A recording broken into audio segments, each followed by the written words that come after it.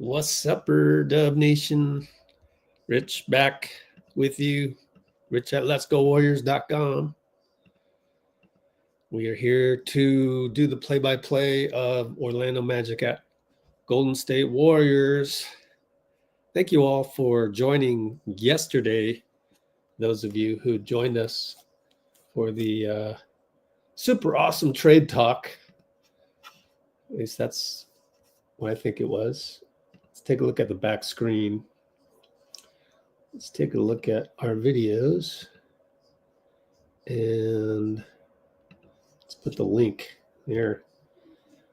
I still like my idea of getting, trying to target Austin Reaves because his contract is so affordable and I feel like he would fit in the offense so seamlessly and be the second coming of Clay.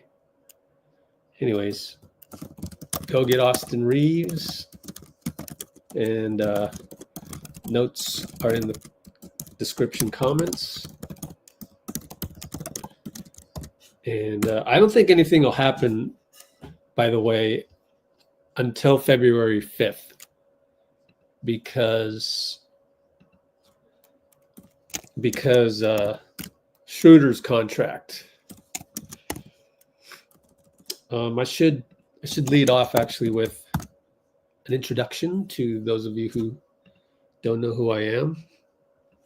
My name is Rich. I've been doing this for like 15 years now.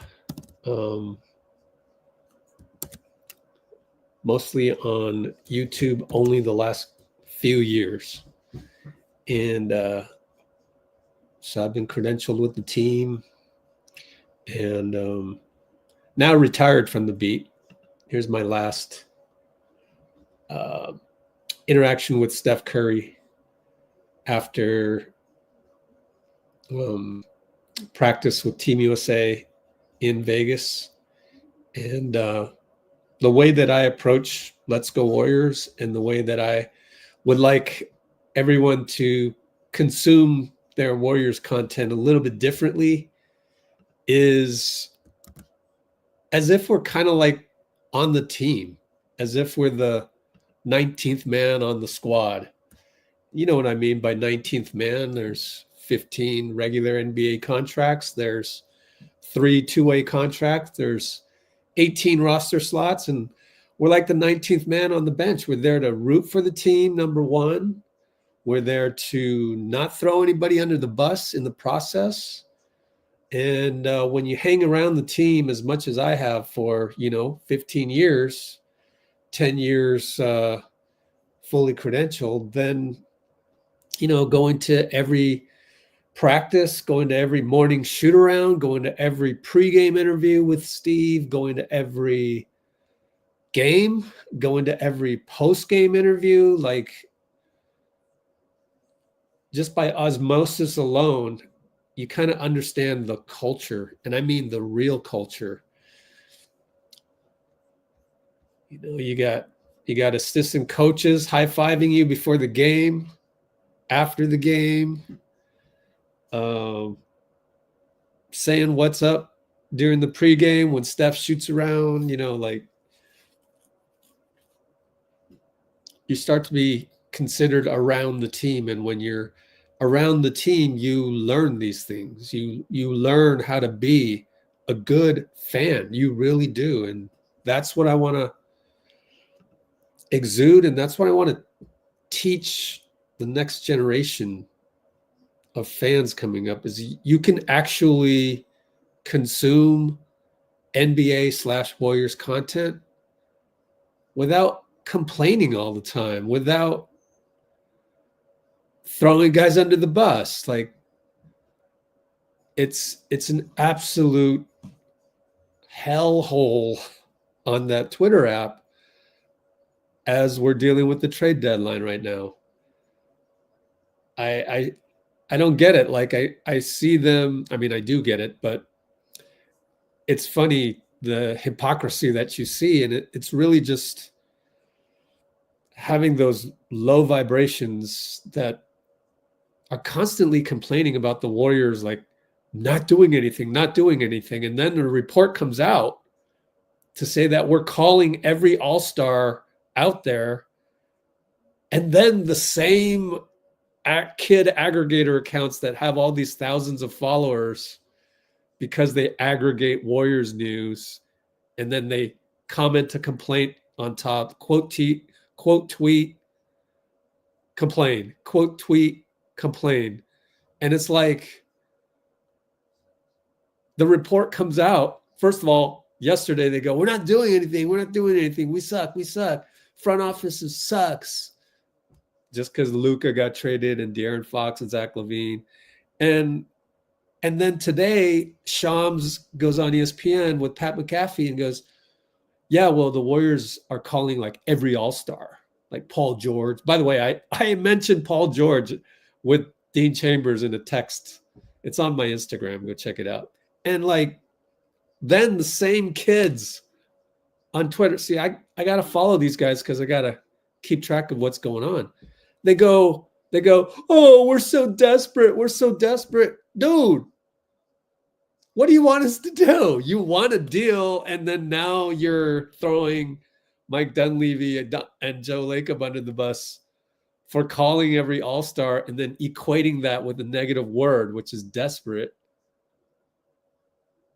I mean, you call it desperate. I call it due diligence. We should be doing that. And yeah, it's clickbait to kind of say that on the air. It's kind of like, well, duh. We do that all the time. Maybe not all the time, but like trade deadline, you're calling every all-star, you're calling every team to find out if their all-star is available. I mean, you're supposed to do that. And the same low vibrational people are calling that desperation. It's like, I mean, it's whatever label you want to put on it. I choose to not look at the Warriors as this, frustrating thing. It's just like, I don't have room in my life for frustration, okay? Frustration is when you get in a car accident. Frustration is when you have issues with somebody at work. Frustration is when you disagree on something fundamental with a loved one. Frustration is when, I don't know, like you lose your health insurance for whatever reason. Like, put your energy towards like things that really matter in life. But what happens is they use the thumb typing app as a place to redirect the negative energy that they already have, thinking that it will go away if they direct it at Steve Kerr, Mike Dunleavy, Joe Lacob. Fill in the blank. Pajemski makes a bad play in a game. Time to direct my anger towards there. We're not doing that. We don't do that here. So we're setting the intention right away. What's the intention? I'll let Muni Long tell you what the intention is. Here she is. You could sit down with somebody for 2 minutes and just exchange a few words and know where that person is vibrationally. If they talk about other people, gossiping, hating, like, all right, this might not go that far. I remember one time I had a moment in the studio where J.Cole was there, and I was just having a bad day, and I started just talking trash. I was talking to my other friend, Teron, and Cole came in the room, and within 2 minutes, he heard what we was talking about, and he got up and left. And I just remember being like, damn. What we say? Why did he do that? Yeah. But then I realized we wasn't on the same frequency. He not on that. Complaining, that kind of conversation does not circulate in higher level rooms. He didn't judge me. He didn't say nothing bad. He sat there, he listened for like a minute, and then he got up and left. Because what happens is when you're high vibrational, most likely, those people are going to bring you down. You're not going to be able to bring them up. There you have it. By the way, would someone like to donate a coffee for me staying on here 4 hours yesterday? At least hit the like button. Donate a coffee, please. Or at least tap the like button. It's not that hard. That is not difficult.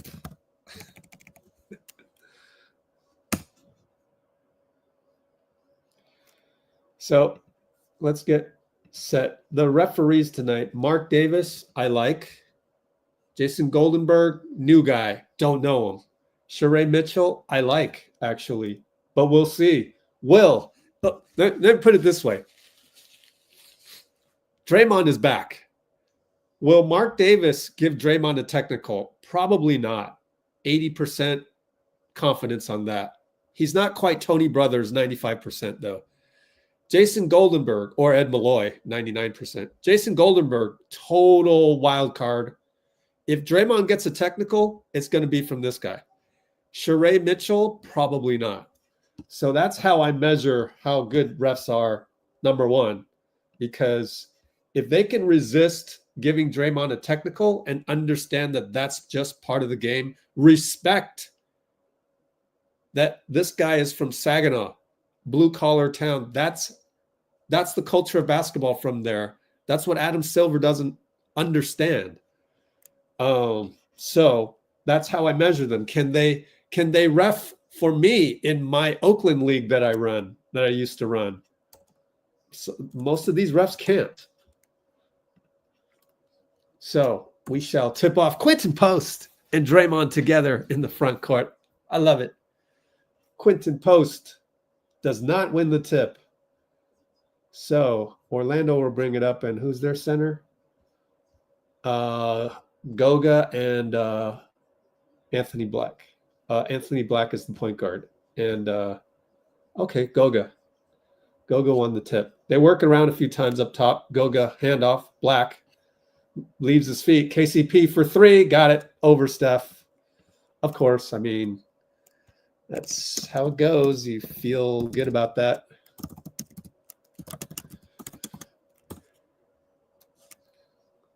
All right. Black, the long point guard against Steph.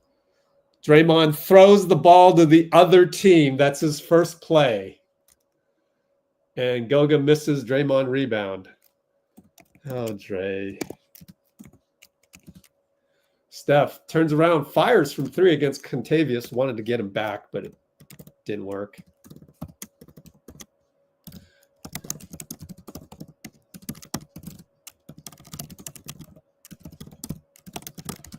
And Franz works and misses, and Goga gets the rebound. And Contavious at the nail over Steph. No good. Good chase by Steph. Got to give him credit. Buddy Hield attacks. Stripped away from K. Steph goes baseline. Finds QP. Oh, no good. Oh, nice confident shot, though. Nice confident shot. I like it. I like it. And three ball, Anthony Black, no good. Good closeout by Draymond.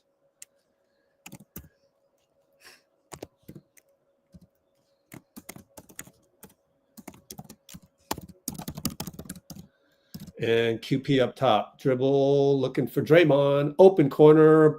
Bricked it badly. Oh, gosh. That was ugly. And it's an ugly game so far. Paolo attacks. Good job by QP. Help. Great help.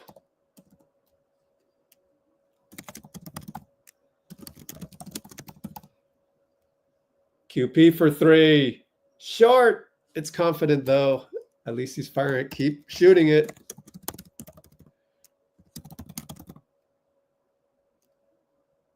And what happened over here? I didn't even get to see it. A little behind the back pass by Steph, by the way.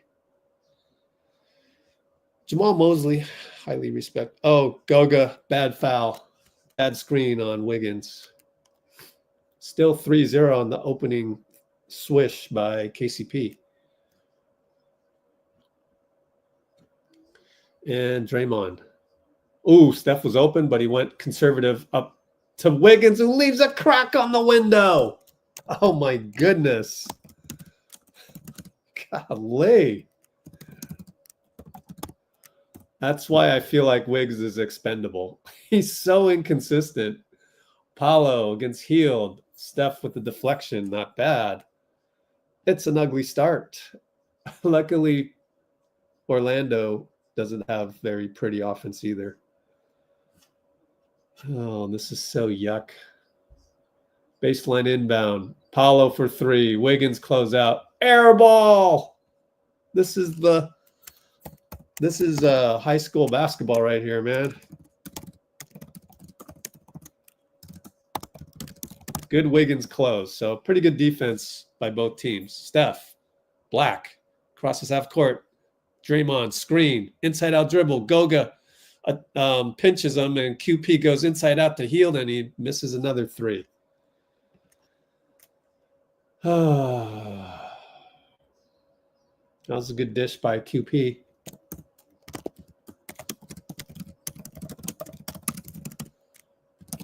Goga, handoff K. KCP down the lane. Lefty, good. KCP 5. Warriors zip. Steph.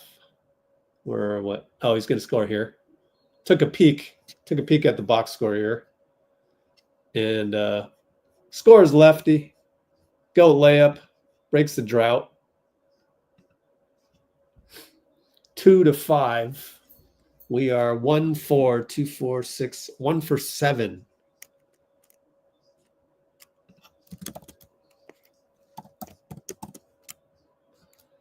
Steph at the line.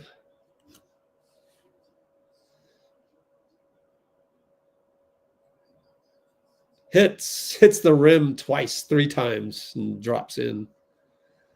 KCP brings it up. 804, 803, 802, 801. Over to Goga. High post. Over to Paolo. Attacks Draymond. Fades away. Quinten, nice help. Kick it to Black. Quinten, nice help. Alley-oop to Goga. No good. QP. 2 helps and a rebound. 2 helps and a rebound. Wiggins right hash mark. Over to QP. Fakes a handoff. Drives on Goga. Up. Dribbled off his foot, so he's got to go to Buddy. Buddy's in the corner, drives baseline. Swatted by Goga.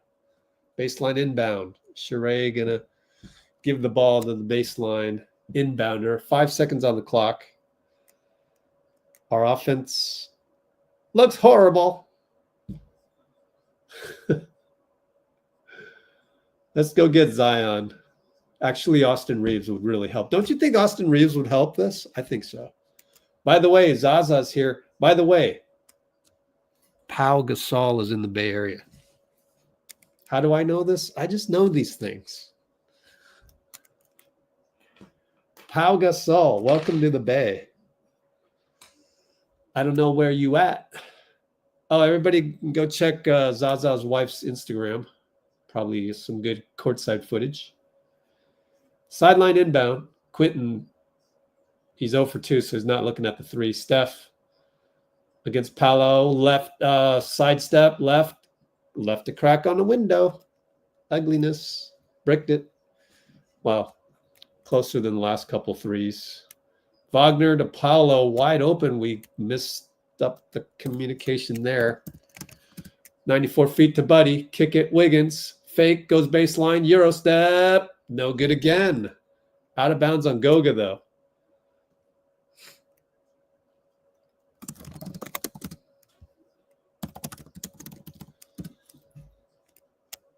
Three to 7.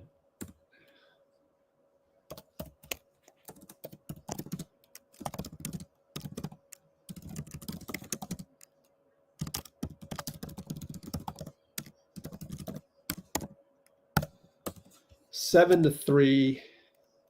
7 minutes exactly. Steph talking to Mark Davis.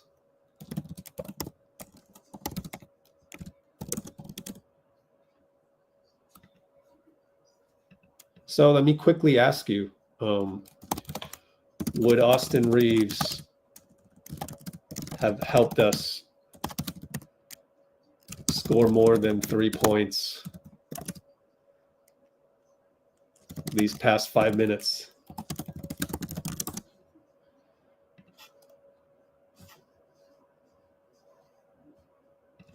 We'll say yes. We'll say no, doesn't move the needle enough. I'm almost biasing it against myself. I don't know, maybe abstain. I'm trying to bias the poll against my own suggestion of getting Austin Reaves. Now, also note that my idea for Austin Reaves is mostly / probably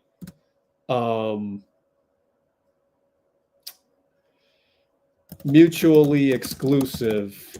I'm gonna spell mutually exclusive of a blockbuster deal. For example, Zion or Zion, BI, whatever, Paul George. So FYI, I'm just trying to find a secondary solution that I think is pretty good.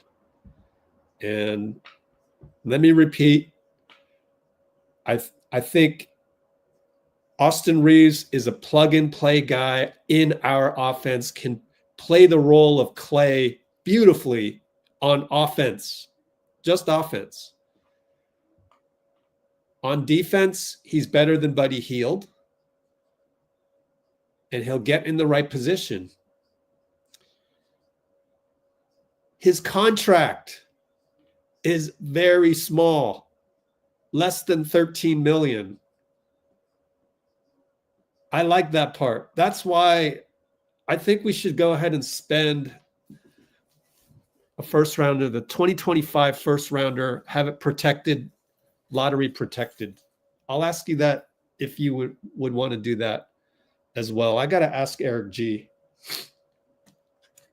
Let me ask Eric G about that. All right, inbound goes to Quinten. Draymond into Steph. I get to watch it again on my laptop. Classic ATO. Way to go, Steve.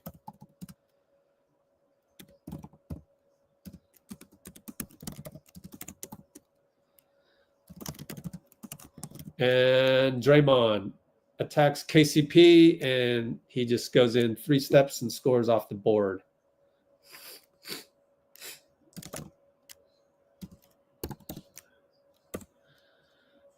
And now it's Draymond up top, over to Wiggins right side. Steph sets a pick and goes away. Wiggins attacks, finds Steph in the corner, open 3, no good. Well, Wiggs found him. Not bad. Wiggs, Steph is off. Paolo fouled by Quinten. I wish they had uniform numbers here. They should do that. Quinten's 21. So whose foul was that? Andrew. Yep. First foul. Not bad. Not bad. So the first subs, 6:05 to go. GP and Looney for Dray and QP. Wiggs, Paolo, pinch post, works on him, backs up, posting him up, goes down low, spins around. What a beautiful play by Paolo. There's nothing you can do about that. Wiggins back up top, hand off Looney, rip through move, good. Wiggins, there you go. After probably a couple, not so hot moves, gets one to fall. 7-11. Goga inside, out to Paolo, pinch post again, low post, kick it. Harris for 3. Gary Harris missed. Looney rebound. Outlet Steph. Steph in the fluorescent green ones. Gary gets the roll, kick it to Wiggs for 3. Right into it. Splash. Good job, Gary. 10-11, finally breaking through. And Anthony goes over to Goga. Cole Anthony, right? Yeah, Cole Anthony. Left side against Buddy. Ooh, floater, missed it. Goga misses a tip. Looney got called for a foul. And what's his name says Looney pulled him down. Jason Goldenberg. Wow. I didn't see much on that one. Wow. It's a ghost foul in my opinion. Pinch post, Wendell Carter. Oh, they ran a play and they burned Dennis. Uh-oh. Side inbound on that one.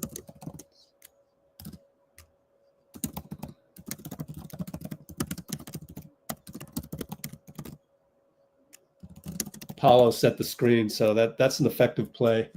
10-13, Wiggins beats Paolo, and he got bumped, no call, so he spins in the lane, and it's short over Wendell.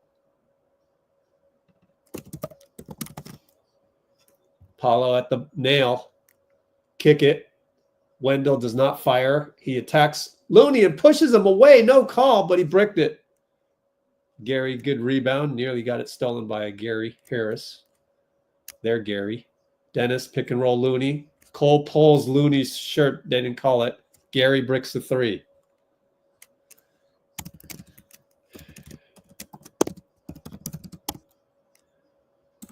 Good for Gary to test that three right off the bat, though. Swing, swing. Cole Anthony for three. Short.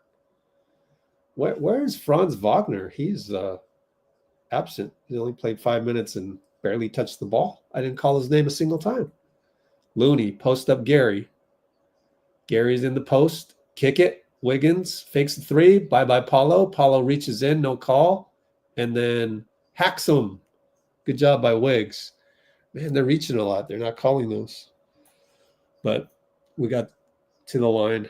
Down 13-10. Looney tells Jason Goldenberg, points at Wendell Carter, says, he's the one holding me. Goldenberg nods his head a couple times. All right. I can get with that. You're not an arrogant ref. That's good. Wiggins at the line. We need to make free throws. Come on, buddy. Yes, Wiggs hits. Speaking of buddy, he's talking to Guy Santos on the bench.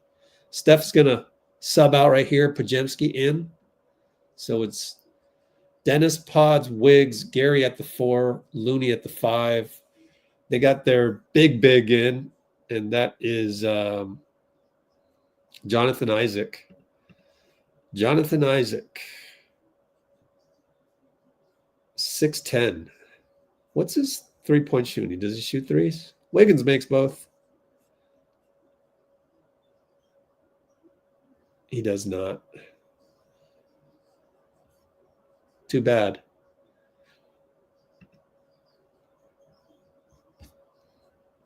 And it goes 3-ball to Silva. No good. Wendell gets a rebound. Man, these Magic, they're really young.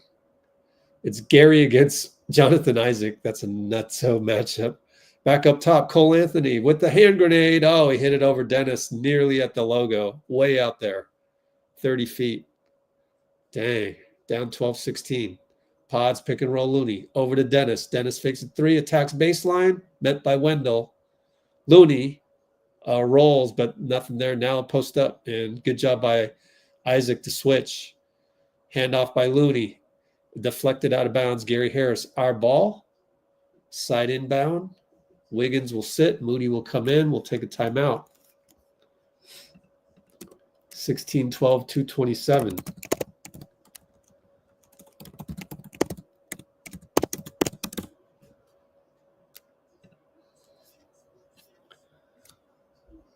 Amy in the house. Nigel in the house. Ah, cool. Good to have you, man. What a 2 days it's been. Yeah, we missed you yesterday on the Austin Reaves idea.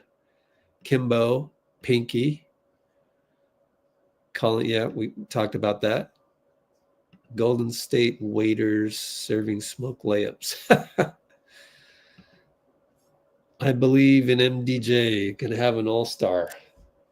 You know, I wouldn't mind rolling the dice on Zion. I wouldn't mind it. I brought this up a long time ago, too. Remember, I actually said I wanted Zion over Jimmy Butler. I think I did, didn't I? Can't remember exactly. Pretty sure I did, though. Okay. Yeah, Pat Mahomes even was heartbroken Heartbroken. We'll do a poll. Let's do a poll. How is my poll doing? Oh, okay. 21 votes. One more vote, and I'll do the next poll.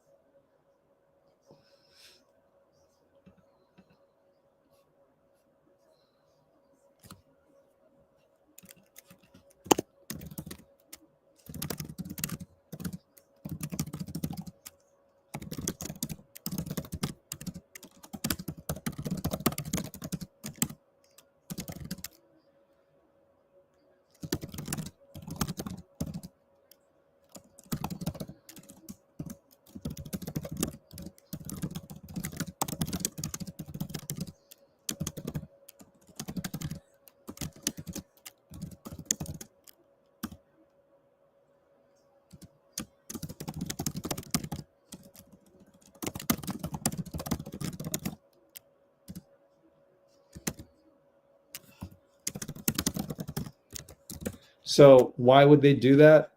I'll tell you why. I just typed it in. They do that because Nico is buddy-buddy, and he's not buddy-buddy with Luka. So Nico Harrison is buddy-buddy with Anthony Davis. It's really as simple as that.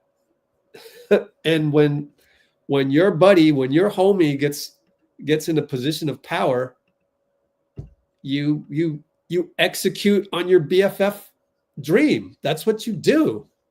So there's no surprise here. Gee goes to Brandon. Tough shot, right-handed. Looked at Jason Goldenberg for a foul. Didn't happen. Franz Wagner drives by Gee. Misses it. No, Isaac got the rebound. Oh, Gee blocked it, but Isaac slammed it home. What was my poll going to be? Forgot what I was talking about.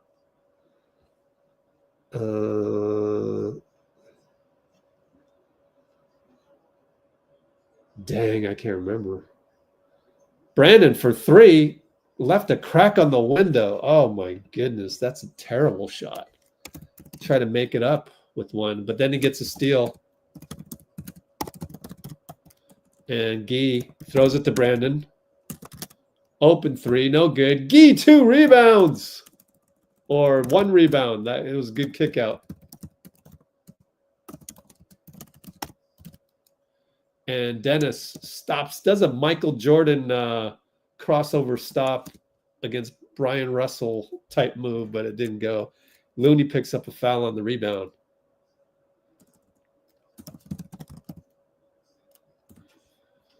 What was my poll going to be about? Oh, yeah. Dennis over to Moody. Inside out to Gee. And Gee loses the ball on the dribble. Call Anthony. Kick it Franz. Corner bye-bye Gee. Pull up. Push shot good over Brandon. Oh, Gee. Can't have the young guys doing that. Dennis at the nail. Cole Anthony stays in front. Moody, right hash mark against De Silva. Spins. Really tough against Isaac. Disrupted completely. Bad shot. Franz Wagner scores. This is the part where we're just not as talented.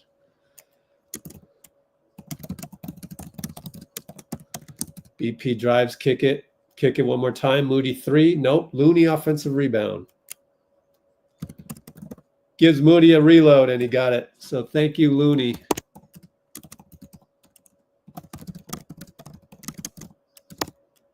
We're down 15-22, 15 points. Wow.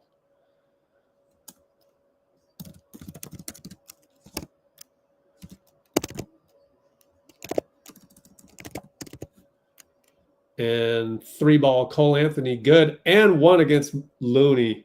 Sheree called it. Oh, boy.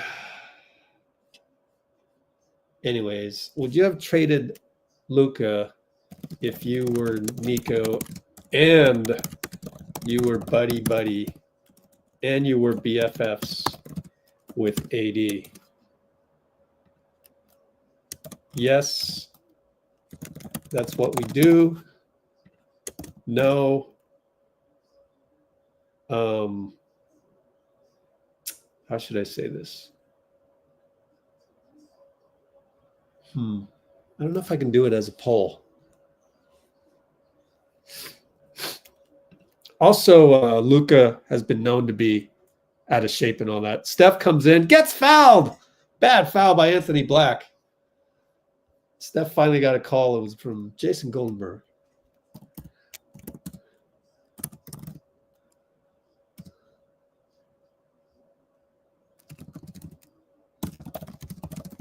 And Jamal Mosley's got to be pissed. You just gave him 3 points. And will Steph give us the more respectable first quarter score of 18-26 rather than 15-26?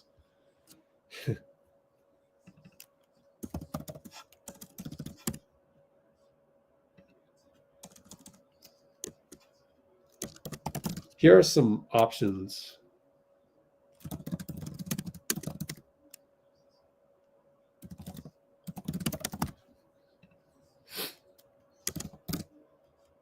I'm going to give you some options on that. Oh, Cole Anthony hits the board. So we are down 26-18 in Q1. Let's see. Read all 4 choices first. No. Yes, that's what. But more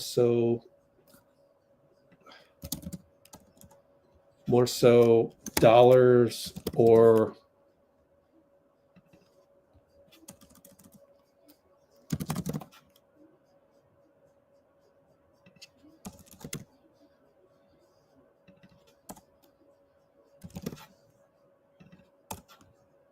let's see. No. Let's see. No. Didn't get equal return. Or no, never trade a franchise icon.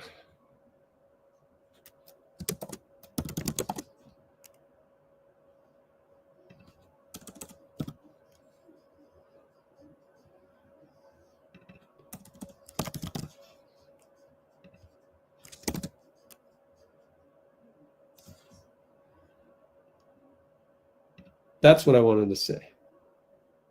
It's a weird poll.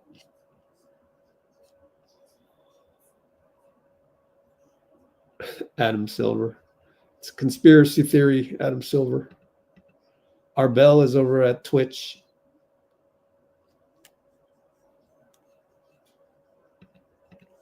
We had Levine. No, we didn't.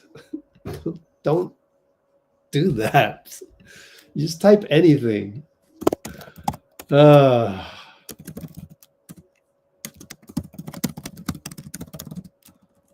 theory, which I think is better than your theory, but it can be, it's all theoretical at this point. I think Levine deal fell through because we wanted to get Vooch together, and for that, you need Schroder contract.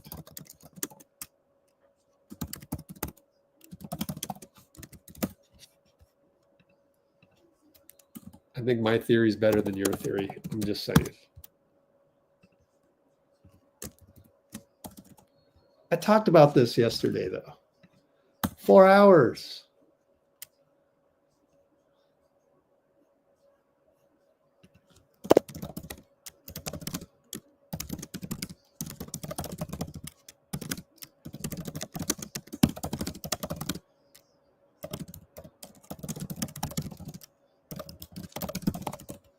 Okay.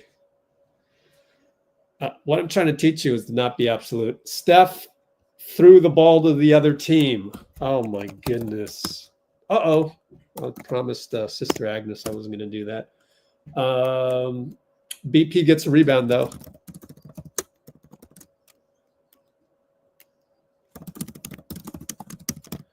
BP gets it back. 3 ball. Splash. Two-man game there. 21-26. By the way, only scored 18 in the first quarter. Again, what I see is just a lack of talent. I mean, there's no JK. It's what are you going to do? Draymond wasn't really a factor, but he's coming back. So Cole Anthony drives past. Who did he drive past? It's too easy. Past BP?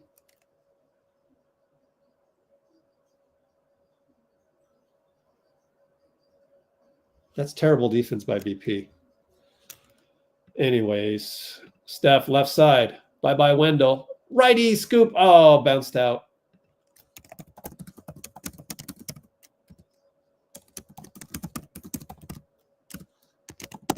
Cole. Corner. Jonathan Isaac. Air ball. Steph punches it out to Franz for the weirdo release. Draymond rebound. Outlet Steph. To Moody at the pinch. Finds BP at the nail. Throws the ball away. Franz read him.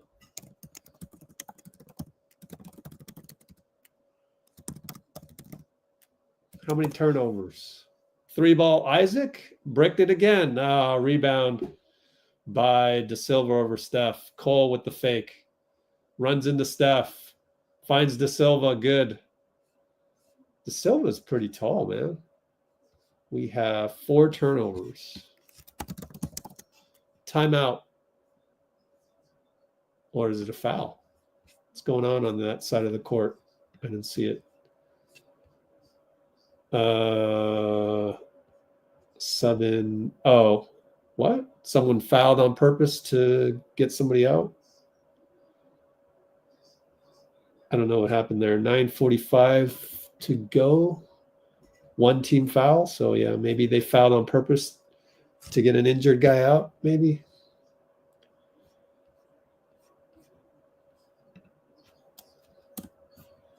BP looking. Steph. Draymond with the screen. Fakes it. Sidestep, and Cole stays in front. Draymond screen. Steph and Wendell. Post up Draymond. Cole. Anthony. Behind the back to GP. There's the value of Draymond. Wow. Behind back to GP from post. Beautiful from the post. 23-30, and Paolo throws it to Moody. Thank you, Moody. Looking. Couldn't get it. And Steph gets it. And he's against Franz. He'll step back for 3. No good. His threes are not happening. 0 for 4.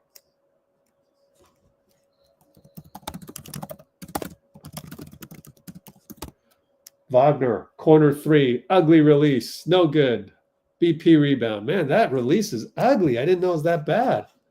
BP drives, hit, no call, throws the ball away.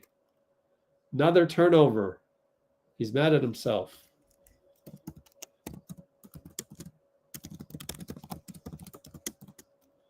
Fifth turnover. It's too much. Past the quota already. We're blowing through the quota of 9 per game. Paolo fakes the 3 against Moody.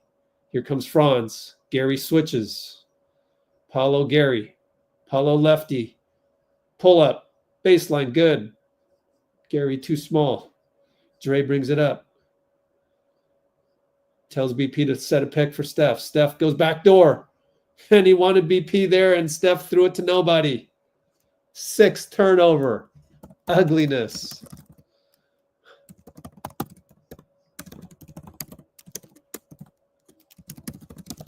Dennis comes in for Steph. Wow. We look very, very untalented out there. But we don't have JK, so that kind of hurts. Quinten Post is on the bench. And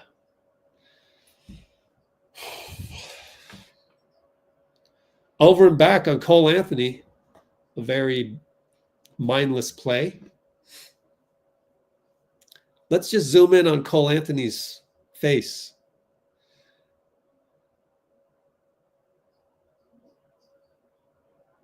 I do not agree with the call. Jason Goldenberg doing funny rookie ref things. BP over to Wiggs, but we capitalize on that. Wiggs against Cole Anthony. Gets fouled, no call. Oh, they got late call. Come on, Cole Anthony, you fouled him.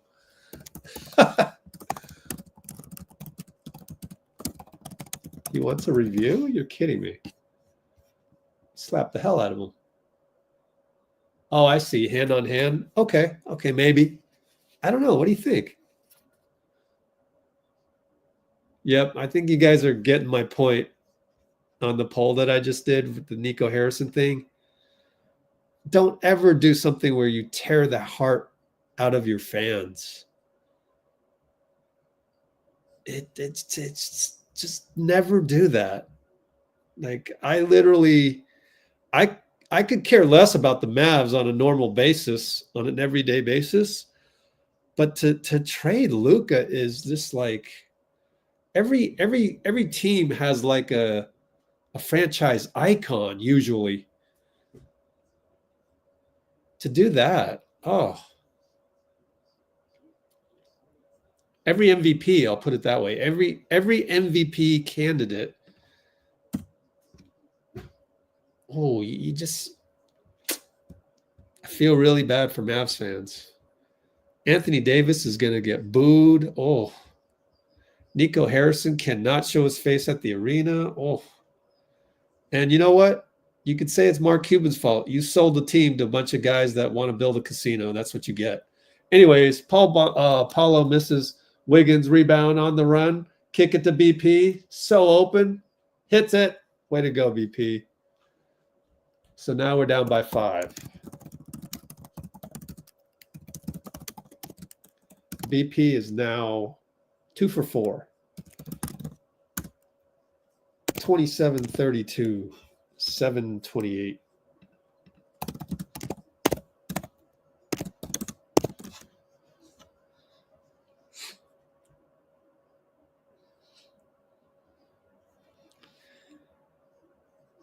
Yeah, I understand why it happens because it was buddy BFF AAU culture style. But anyways. Oh, Kimbo, yeah, I know.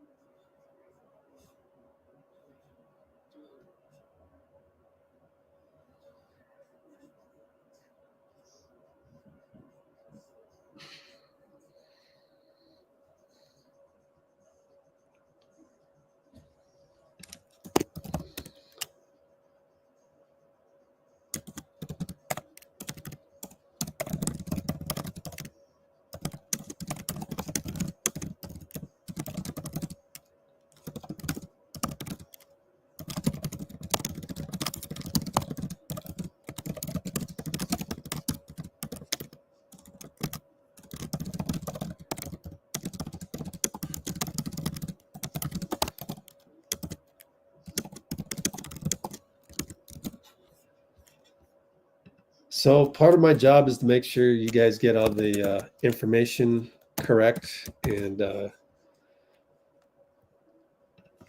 when the Warriors were said to go after a bigger name rather than Zach LaVine,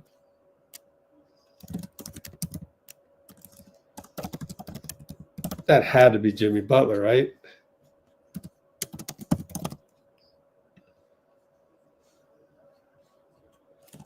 And then the tweet that came after that was through Brian Windhorst saying that, I mean, correct me if I'm wrong. I could have the sequences wrong, but I'm pretty sure I'm remembering this in the correct order.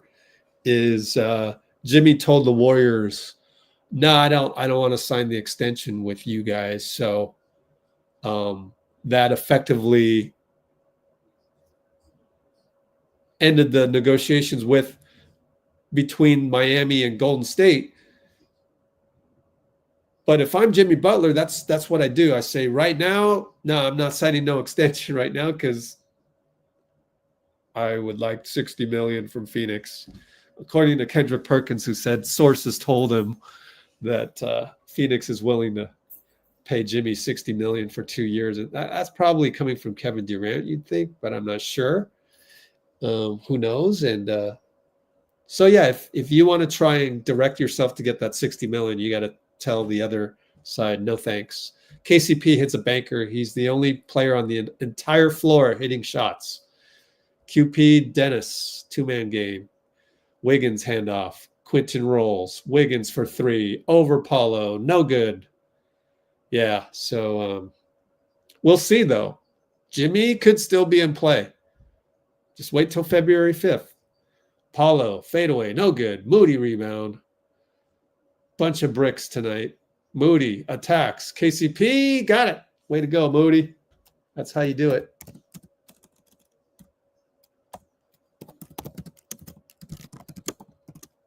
Oh, BP takes a charge, but it's a Goga. It's a block, and Schroder says shooting foul. Let me rewatch.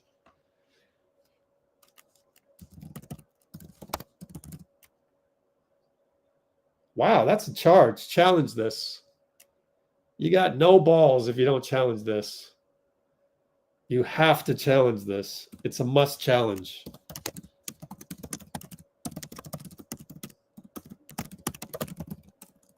You're not challenging it. Oh my goodness. Oh my goodness. Again, but he misses the free throw.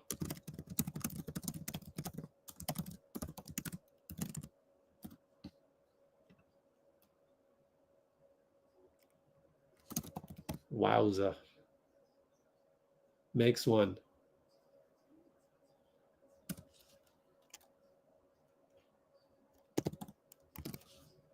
Down by 6.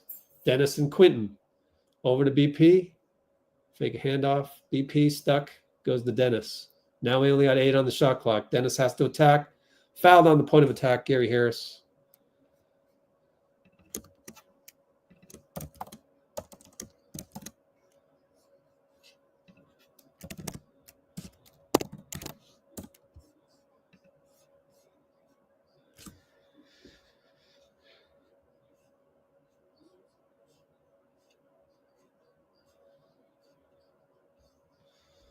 And Dennis pick and roll Quinten. Quinten finally rolls.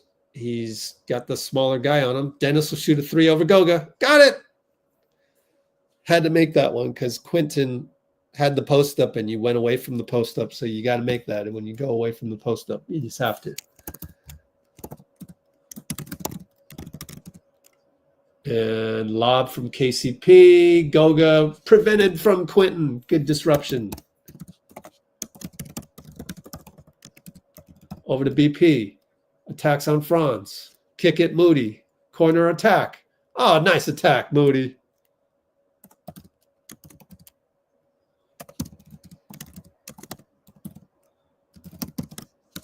We're down by 1. Hey. Oh, Dennis steals it from Franz. Over to BP. Behind the back, Moody. Moody misses a dunk. It's a foul on Paolo, though. Oh, you got to hit those.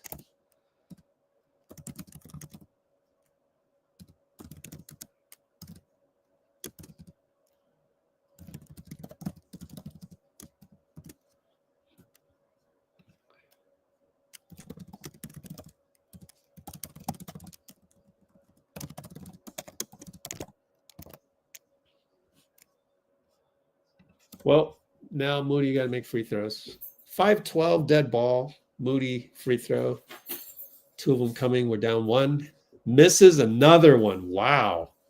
That's a lot of missed free throws for Moody lately. Look him up. What's up with that, bro? 3 for 5, 1 for 2, 4 for 5. Let's see. So 5, 6, 7, 8, 9. 9 for 14. 10 for 16. I could shoot better than that. Foul by Dennis on Anthony Black. Side out. Coming up, that's 2 team fouls. 35 apiece. Dang, we should be up by 1. How many free throws have we missed? 8 for 10. I guess that's pretty good. You can't complain about that. Paolo Moody. Moody pressures him. Spins around. Goes right-handed. Goes back to the left. Goga with the knee legal screen. They didn't call it. Paolo fade away. No good. Goga puts it in and one. Banker foul. Quinten Post. Did he lose him? Let me rewatch. I got my laptop perfectly synced 20 seconds behind. It's a foul on Dennis, I think. Let's see. Bataza free throw. Missed. Quinten Post shooting foul. What? Oh, KCP got his own or got the rebound. Over to Paolo. He attacks Quinten. It's good. Look out. Watch out for Paolo. Steve's talking to Wiggins. Let me see. Did he line up incorrectly? Yeah, that should have been a foul on Dennis. Whatever. Huh. Rewatch one more time. No, I guess there were two fouls, both on Dennis and Quinten. Oh, yeah. So the guy, KCP was against Quinten, and Quinten slow-footed. So, yeah.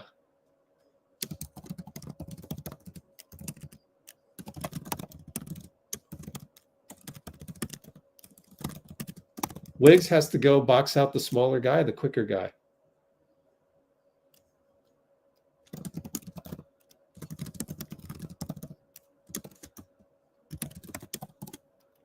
So it's a timeout, and we are down 39-35.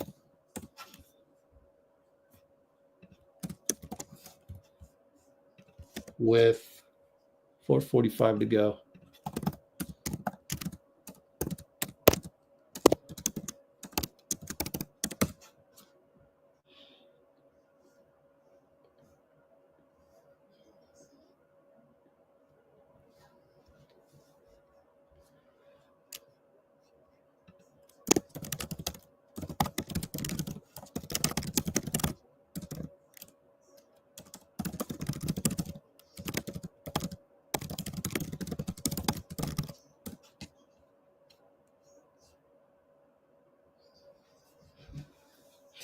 Paul Gasol, yep.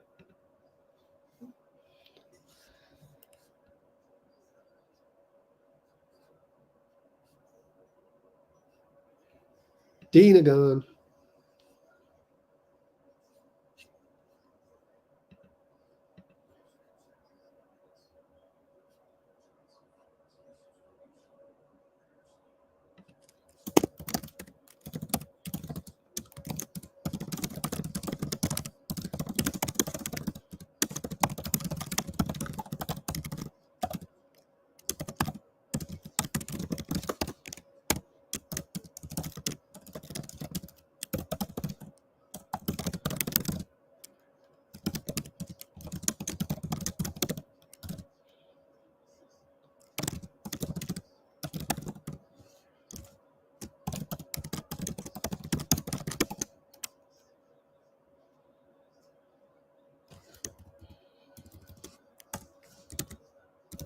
So my Austin Reaves idea, it's not who. I mean, you can figure out who, just add up the salaries.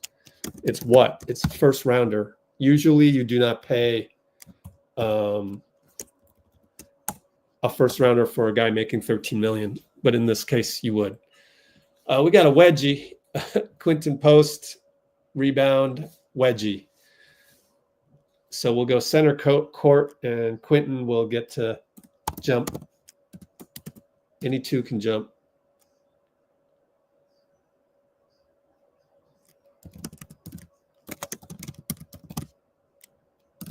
Got to win the tip. You wedged it, you got to win the tip. Goga and QP. Nope, couldn't win it. You need a session with Looney. Looney will teach you how to win those.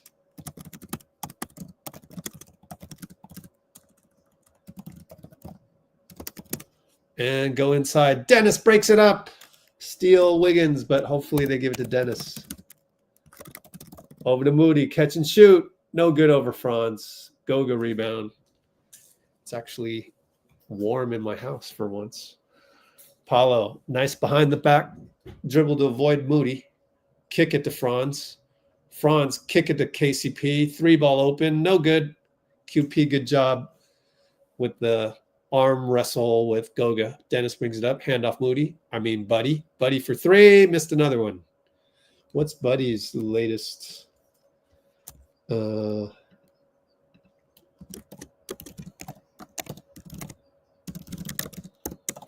there's a foul by the Warriors.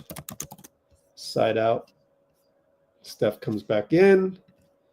Buddy Hield. 3-point situation. Last 5 games. Well, he was 3 for 5 last, but yeah, it's not looking good. 6 for 13, 6 for 26. And now he's 6 for 28. Franz fouled by Buddy. He'll go to the line.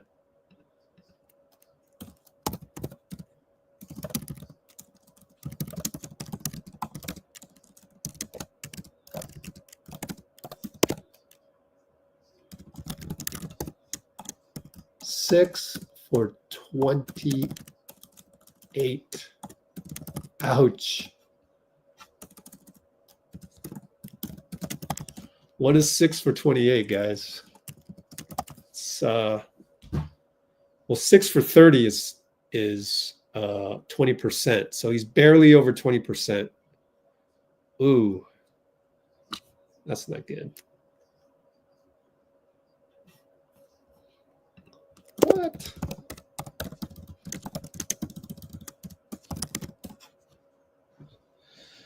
Dray. Post. Buddy. Roll. Looney. Kick it. Another kick to Steph. Open 3. Missed another one. Wow. He's off. But maybe he'll come back next quarter. What is he, 0 for 5? Yep. They kick it to KCP. Says bye-bye Wiggs. Kick it to front. Travel, no call. Pull up. Base or pull up. Elbow, no good. Goga, tap, tap. No. Draymond's there. Good job, Draymond. Goga wanted a foul. Over to Wiggs. Over to Draymond, back to Wiggs. Spin at the nail. Spin again. Franz loses the ball. Lost it completely. Turnover. Franz, 94 feet, finds Goga against Draymond. Has to kick it. Another swing. Ugly release. Franz, it went 21 feet instead of 23. That release is broke.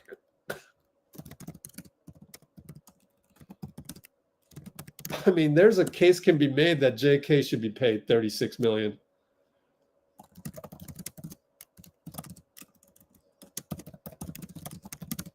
If you compare that. Steph working around versus Paolo now. Got the switch from Draymond. Shoots a 3. 0 for 7. And Draymond had posted up Cole Anthony and didn't look at it. Cole attacks Buddy, scores. Nice. Very Greg Anthony-ish yeoman's work there.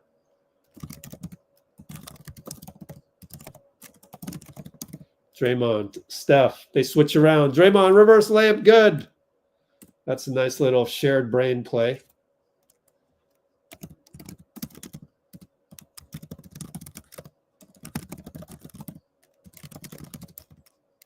And there's a pull-up by Paolo at the nail. Looney rebound.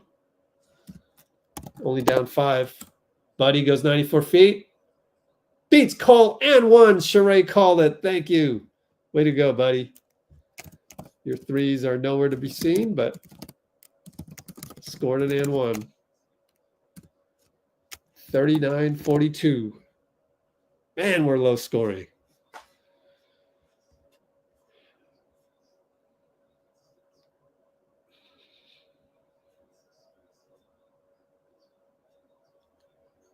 Oh, Buddy missed a free throw.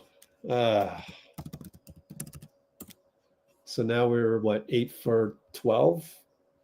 8 for 10? That's not right. Buddy Hield, what? Do I got to refresh? Oh, I refreshed the wrong one. Hold on. This one, refresh. Paolo at the nail misses again. He is 4 for 12. Thank goodness he's 4 for 12 because, like, we're 8 for 11. Steph into Wiggs, hanging, scores. Why doesn't Wiggs do that all the time?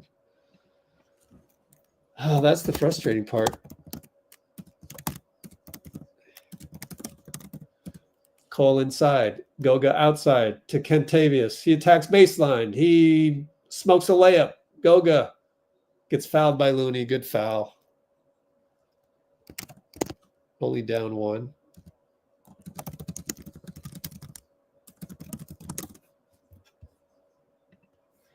Let's take a look at Orlando. Draymond having a word with Goldenberg. Buddy tells Sheree, he got me twice.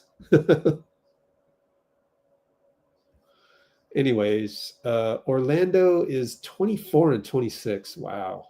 They get the 8th seed.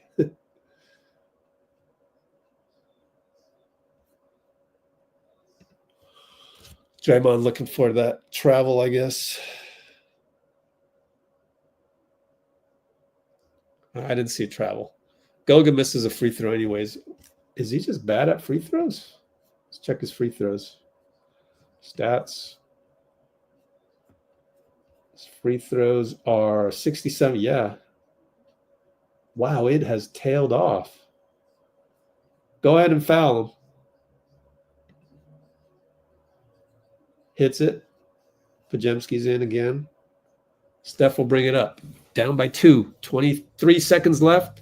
3-second plus differential. Steph and Cole got it barely over the timeline. Phew. Steph and Cole, 10 on the shot clock. 9, 8, screen Wiggs. Wiggs roll. Shoots it good. Draymond fell down and yells at Sheree. That should have been a bad, but you don't want the call because Wiggs scored.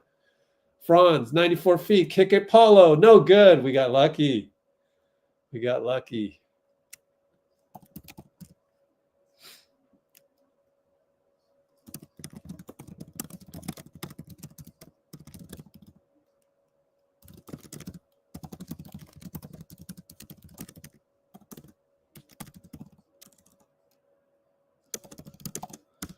And so we actually take a lead in the halftime.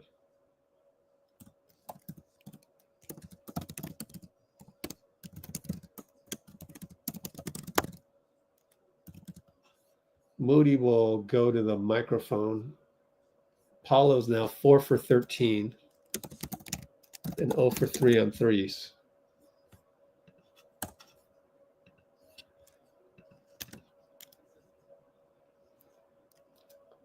And 43 apiece, my fault. I thought we were leading. Forgot about the free throw. Tied at 43. We have ourselves a high school game. No, just kidding.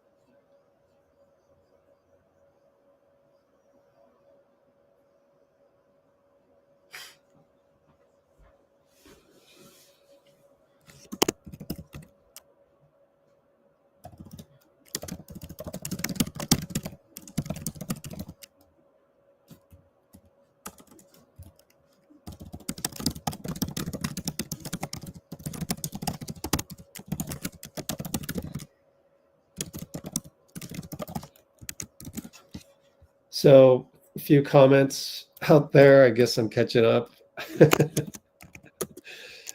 Oh man.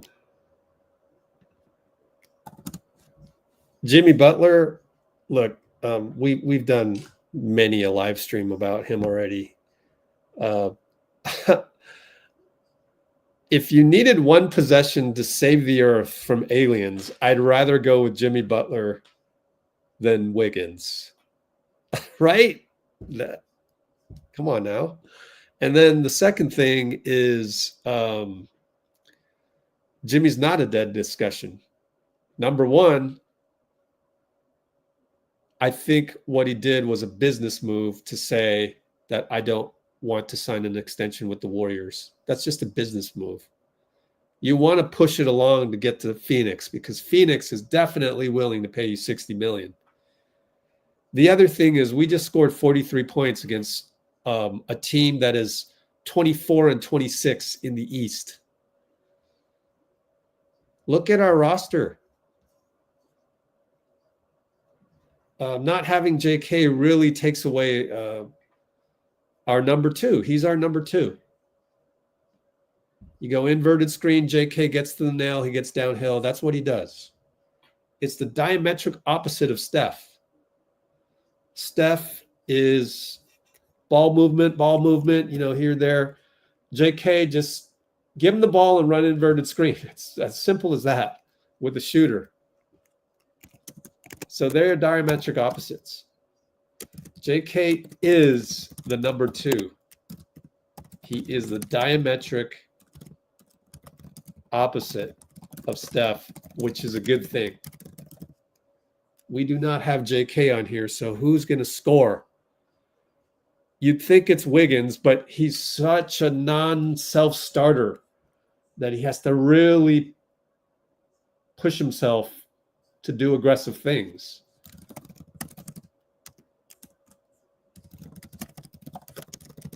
Like if we could put Clay's mind into into Wiggins, if we could put Clay's brain into Wiggins, he'd be back to all-star form.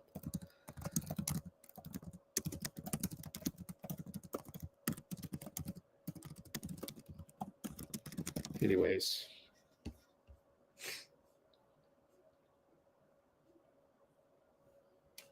Some Warriors are playing like they think they might be traded. If they might be traded, that would mean they're playing better. To not get traded? I don't know. I don't understand that one.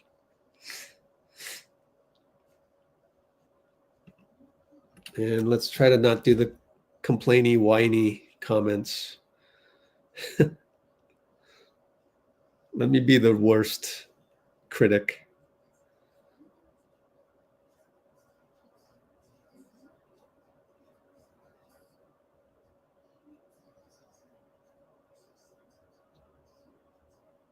Steve making those comments publicly was a good idea? What? Guys are supposed to be NBA players. Whatever is said in the public, be a professional. Love the game. Will the ball into the basket. I find myself disagreeing with a lot of comments tonight, but whatever. You guys are all affected by all these trade rumors, I guess.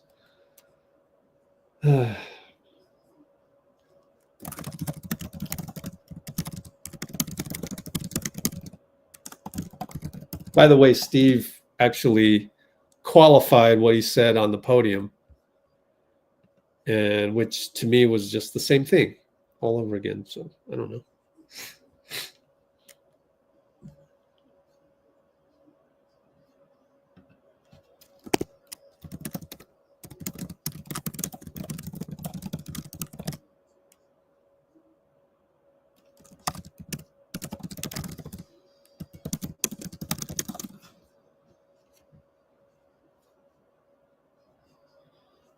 Okay, Magic, another young but lengthy big team. Yeah.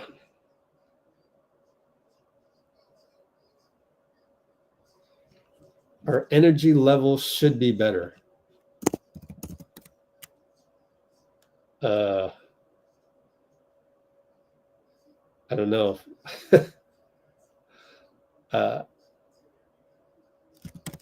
Feels like similar energy level all season,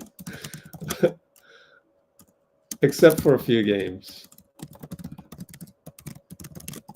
Again, I look at the roster. It's kind of missing a guy.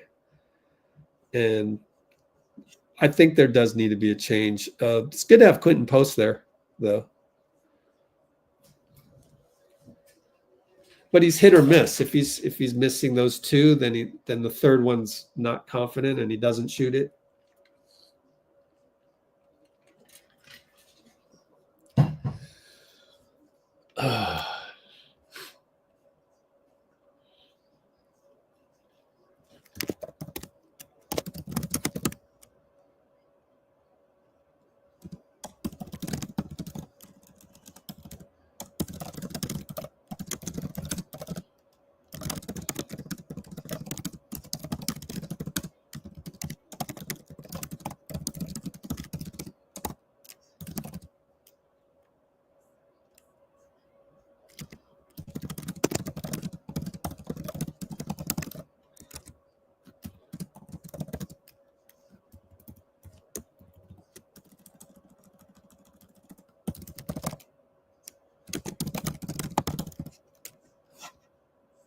All right.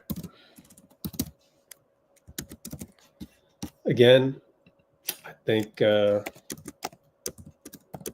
going to come down to February 5th. If you don't use Schroder in a trade right now, you're limiting yourself. So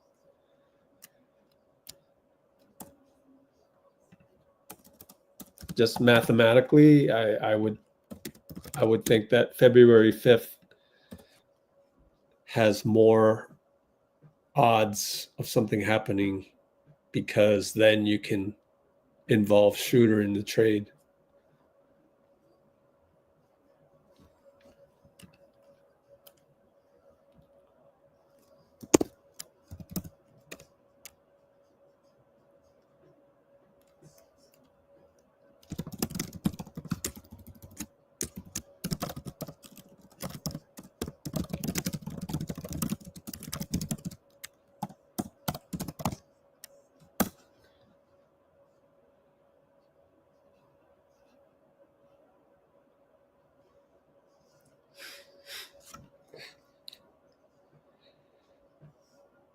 Owners did not want to pay Luka. I think it's a combination of things.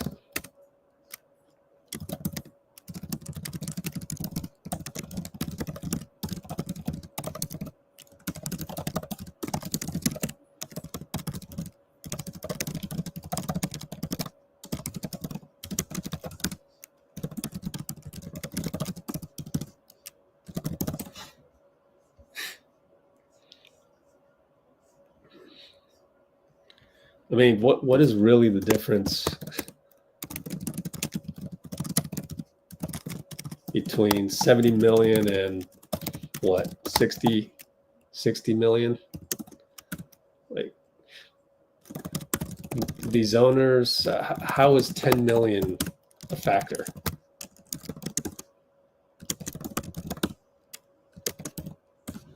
So I will disagree with you on that one, Bruce. You think 10 million to a casino operator is anything? No, it's nothing. $10 million? Well, I'd want to pay Luka. I don't want to pay Luka 70 million. I'd rather pay him 60 million. What's $10 million a year? Who cares? I think money is like the fourth reason. It's a combination of reasons.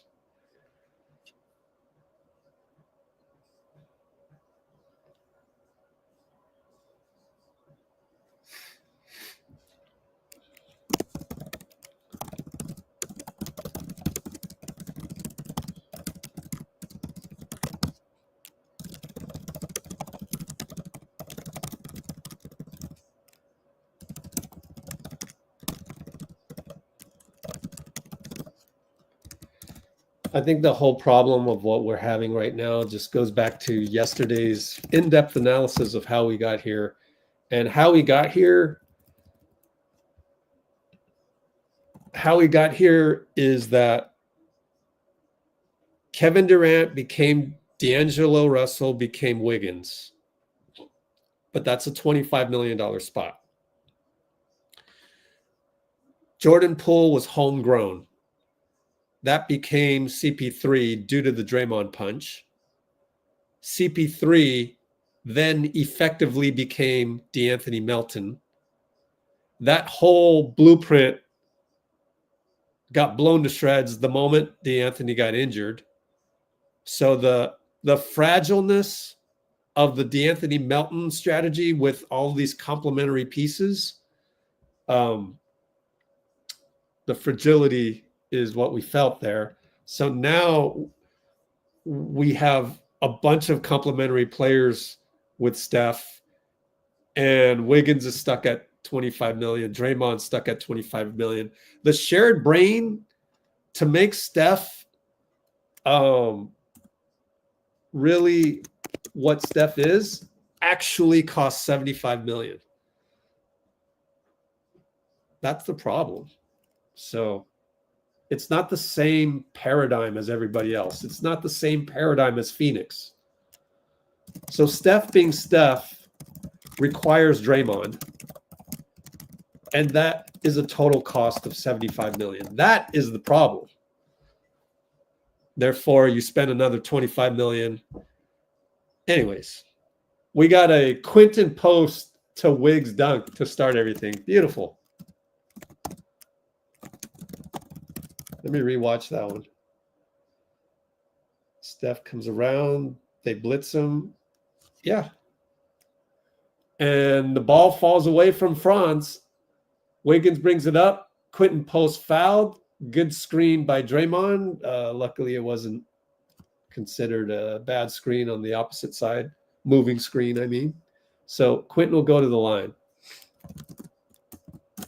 So Goga blitzed Steph. And they paid for it. 45-43.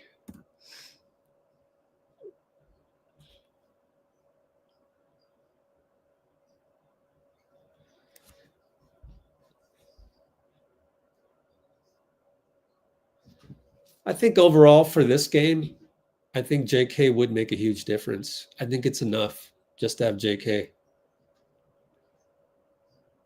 It's enough just to have Austin Reaves instead of Buddy Hield, but that's just an idea. But yeah, JK would definitely change the entire chemistry of this game. Franz, left side. QP blitzes him over to Paolo. Gets back. Good job, QP. Draymond Paolo, he doesn't need help. Over to KCP. Sidestep 3 over Buddy. Good defense, Buddy. Rebound, Draymond. Way to not help out, QP. And QP finds Hield on the attack. And good cut by Hield. Fouled by KCP. Goes to the line.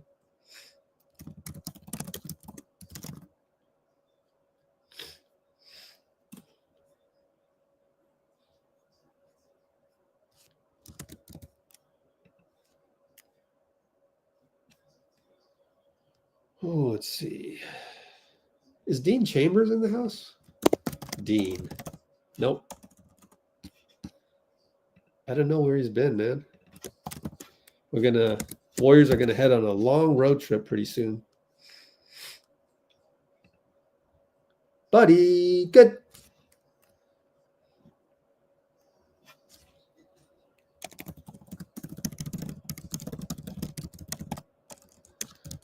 All right. 49-43. Paolo at the elbow. Jump shot over Draymond. Good. Uh-oh. Hope he doesn't get going. Oh, Steph to QP. He fakes a 3. Kick it. Kick it again. Steph catch and shoot. Oh, 0 for 7. And then Paolo throws it to Steph. Good steal by Steph. Steph for 3. Buddy screen. Oh, they're going to call moving screen. Oh, and he made it too. So, oh well. Let me rewatch.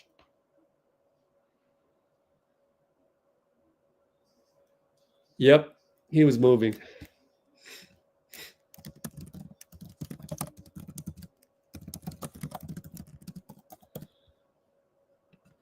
Man, that would have given us a 7-point lead.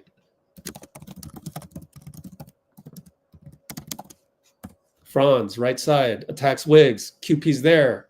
Dish pass to Goga. Scores over QP. He's in the right spot, though.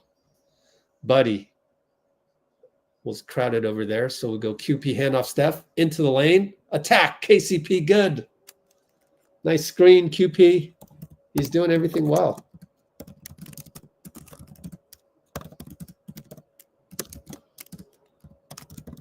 (51-47), 9:24 to go. Paolo for three, pull up, no good. QP rebound. He brings it up. Oh, I love that. Go to Wiggs, go to Draymond, post Paolo. Buddy cuts, finds QP, turns the corner, spins, scores against Anthony Black on the switch. Beautiful move. I love the tape, man. This tape is good stuff for QP, man. Wow, he's a keeper.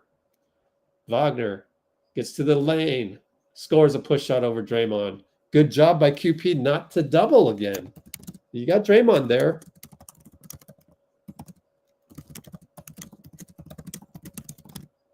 And the pass from Draymond to Steph goes off of KCP. 53-49. Baseline inbound. Draymond calls play one. Let's see what it is. The blob. Wiggins. Steph in the circle. Restricted area, I mean. Going to go Draymond post. Oh, we're going to go screen by Steph. They didn't find Wiggins. Orlando knew the play. Steph and Goga. Crossover. Bye-bye, Goga. Kick it. Threw it right to KCP. Wow, Steph. Wow. Wagner inside. Hook. No good. QP rebound.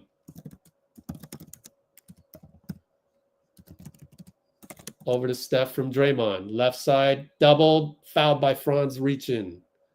Side inbound coming up. Sheree made the call.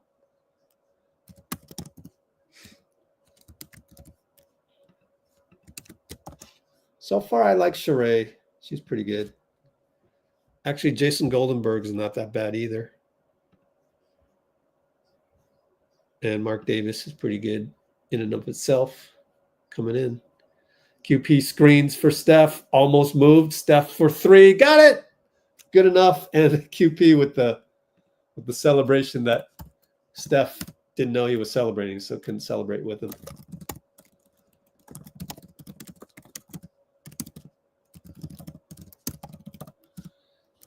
And Paolo for three. What's he doing? He's trying to hero ball this. And Buddy 94 feet later. Nope. From Draymond. He kick it back to QP. Spins a couple times. Crab dribble. Nothing there. Goga's back on him. Pinch post. Back out Wiggins. Attack Franz. Loses control. Calls a foul. Is it on Goga or is it on Franz? Goga one foul. Franz three. Probably Franz. Franz personal foul, and I just spoiled that. I think, are we really that far behind? Oh well. Oops, put it on Phoenix. What's going on here? Oh, I got a good box score. Or hopefully I read that wrong. Wiggins hits. Up by 8.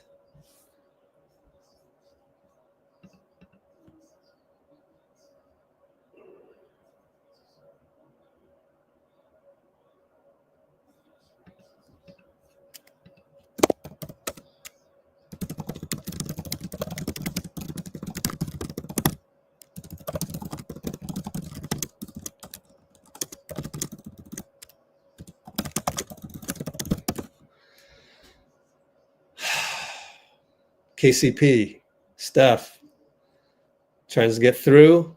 Back out to Paolo. Draymond has played well against Paolo today. Loses the dribble, has to kick it out. Anthony Black, hand grenade, left side. Buddy steals it. Good job, Buddy. But that's a risky reach in, but we got away with it. Just let him shoot it. I mean, what if he hits a miracle shot on you on that? Whew, got lucky, man.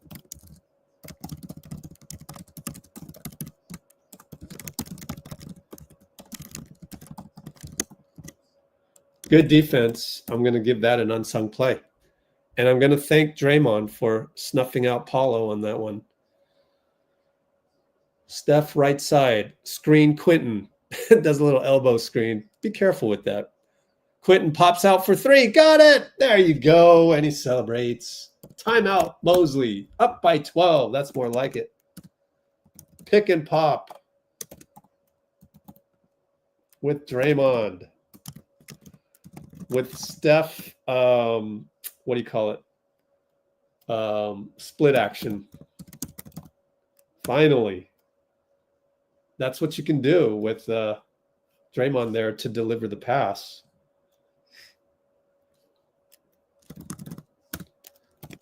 $61.49. $6.58. Let's clip that one. This is going to be a staple for at least the next 3 years, I would say.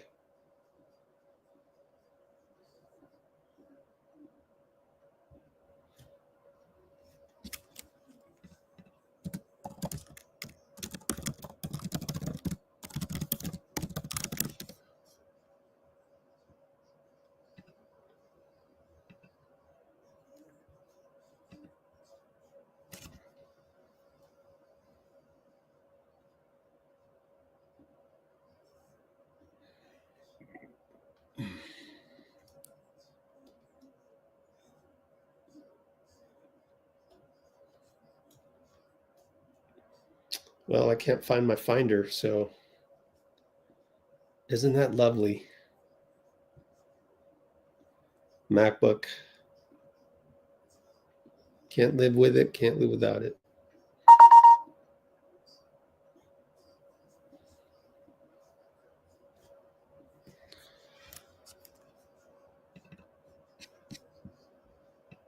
What do we call this? The pick and pop split action?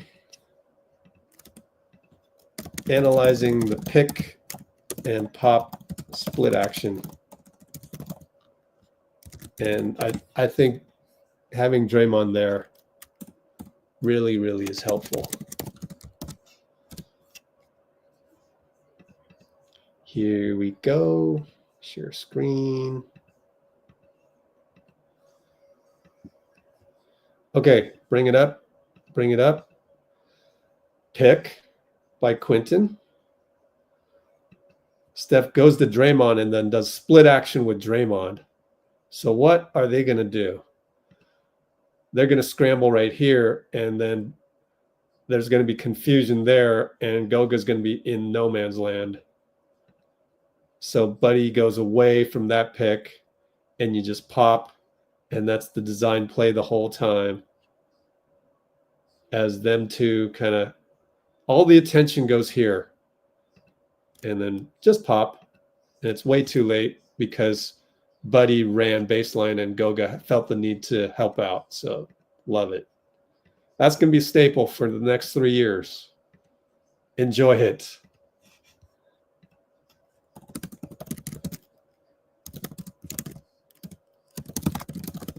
All right. So Cole Anthony. Oh, nice lefty scoop. Missed it. And the tip tick goes to Contavious. Kick it 2 times. Gary Harris, 3 ball, no good. Oh, what a Paolo Banchero put back off the glass, up by 10. We'll post up Quinten. Steph goes around Draymond. Open 3, got blocked by Cole Anthony. He hesitated on that. Nice little action. Dray Steph action. Steph 3. blocked by Cole. Inbound to Draymond. Same play to Wiggins. Got him. He's against Gary Harris. Slaps him and fouls him. This time, the baseline inbound worked. Versus Gary Harris, who probably did not study the tape for that one. I'm really behind on comments yet again. Shucks.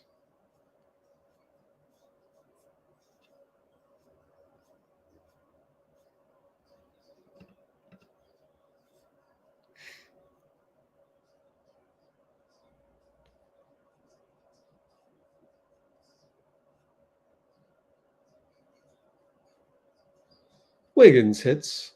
Did he hit both? No, I missed one. Dang. 62-51. And kick it to Paolo. 3-ball. Another miss. Cole taps it to himself. But Draymond steals it. And it goes to Buddy. 94 feet. He's stopped by Wendell Carter. And Wiggins gets fouled by Gary Harris. Great steal by Draymond. He's looking good tonight. You forget how good he is just filling out the stat sheet.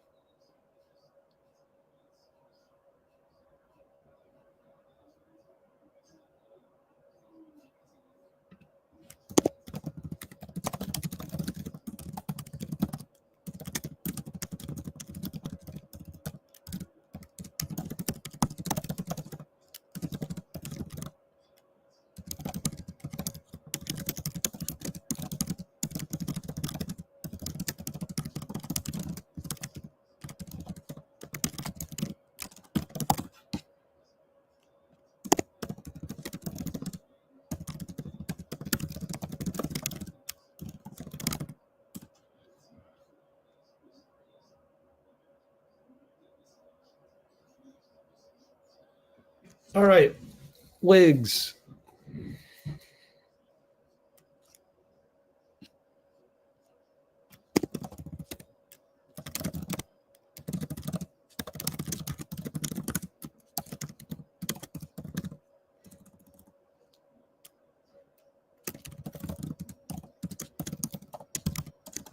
All right, they work around a few times. Pretty good defense with Gary Payton in there, but Gary Harris hits a 3 late and stares at the corner courtside fans.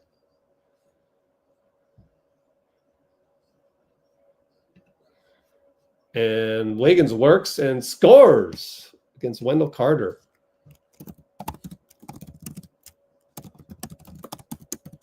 We're up 66-54. Paolo against Dennis. Kick at Gary Harris. Hits 2 of them. Ah.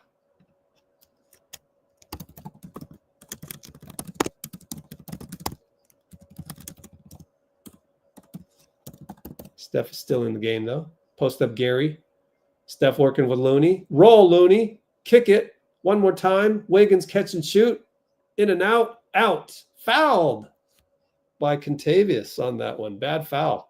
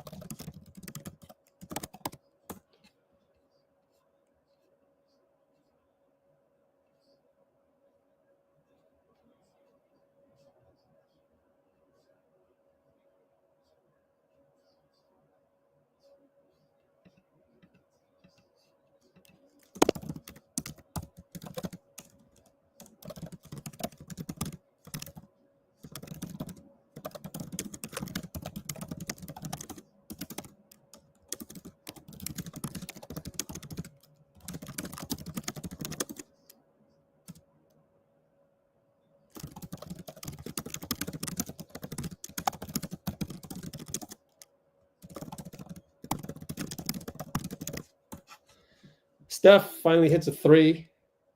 We got an offensive rebound on a missed free throw again by Wiggins, who's 9 for 13. But good job by Looney and Gary.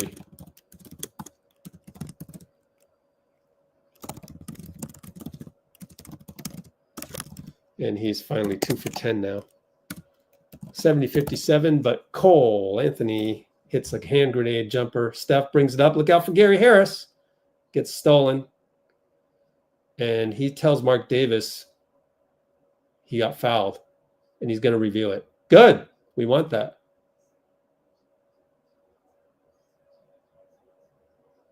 Let's see. Well, they're not going to show that one. And I missed it just on my laptop. Just barely. Yeah, let's review that shit. Nope, they're not going to review it. Because we're chicken with our challenges. I don't know. It was such a touch foul. It didn't look like anything on TV, honestly. Steph in the corner. Wendell Carter. 2 guys on him. Paolo. Kick it back out. Dennis says, yeah, you the man. You got 1-on-1. Gives it back to him. Scoop. No good. Looney tip, tip, tip. 4 tips. 5 tips. No good. At least he gets rebounds. Looney racking up the rebounds. Now has 6 rebounds. No, but that was 2 offensive right there. And they only gave him 1 because he got the offensive last time. Paolo over Dennis inside. Looney's too late. Got to be a little bit more forceful on that.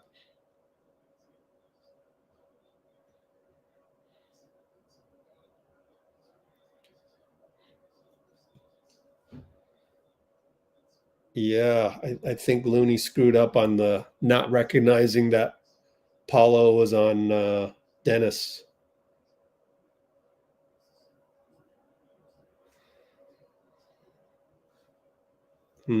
Gary's a little small out there too. No good by Paolo on the free throw.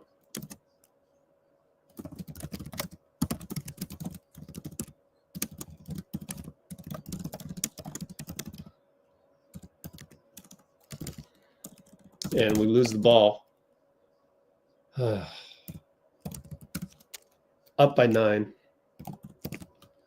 Paolo. We're in zone? I don't know. Fade away, spin, good. Paolo. Man, he takes a lot of shots. He's got a lot of green light. 8 for 20. 16 points. Kind of like when I used to play Wednesday Night League. I had the green light, man. I would shoot a lot of jumpers myself. So that last play, it was just Looney couldn't make the catch. Ouch. And that was another turnover. 10th turnover. And we got a timeout. And it is 70-63 Warriors. It's actually surprising to me to see Orlando this bad. I thought Orlando was better than this, but I wonder what's missing. Maybe Jalen Suggs? Does Jalen Suggs make that big of a difference? I don't know. We don't get to see Orlando 2 times a year and then 4 times in the playoffs. Nah, we saw them 7 times in the playoffs. They took Cleveland to 7 games, I think it was, right?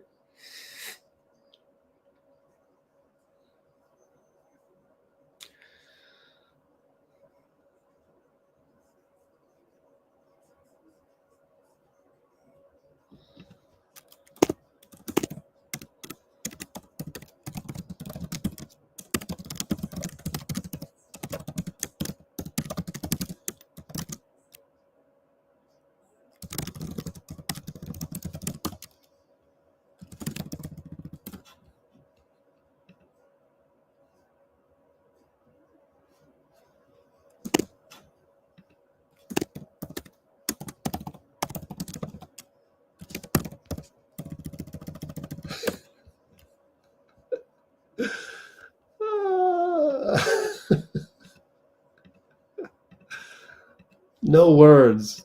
No words, Boomer. No words.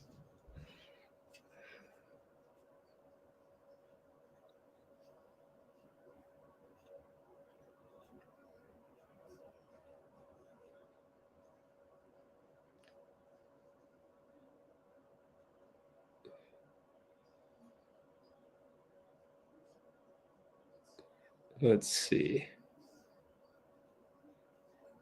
I'm glad I'm able to catch up. Iguodala.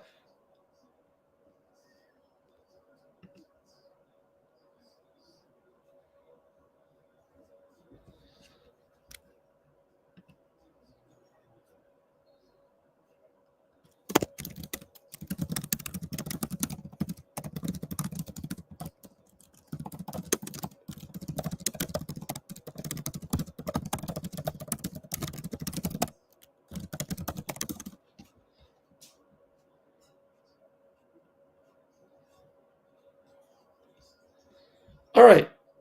Moody would have walked in my generation, but it was not. Kick it to Looney. Kick it to Dennis or hand off Dennis. Pick and roll. No, he should have three. It's good. Freeze. All right, Dennis, we need you to hit some of those. Yeah, that's what Melton would do.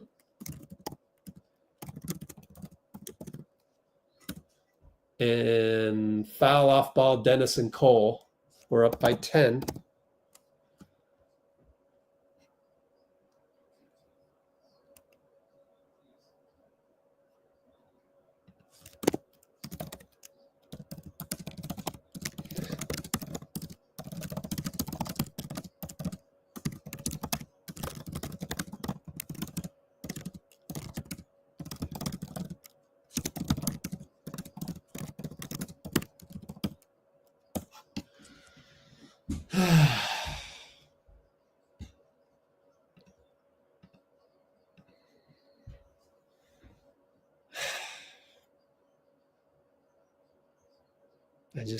Sometimes I wonder if I should just not have any comments. Moody scores, scoopage. Was that against Paolo? Pretty good, Mo.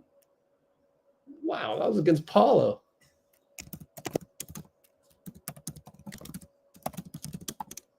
That's an unsung play. 75-65. Up by 10. 1:22 to go. De Silva loses the ball. Great defense, Dennis. Pulling the chair style. Dennis, flyby, 3 ball, got under it, it's good. Great stroke.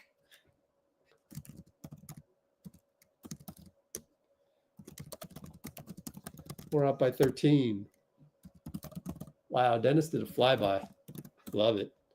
Paolo left side, Moody. Looney helps. Fadeaway 2, no good. Pods run with it. No, outlet to Moody. That's okay.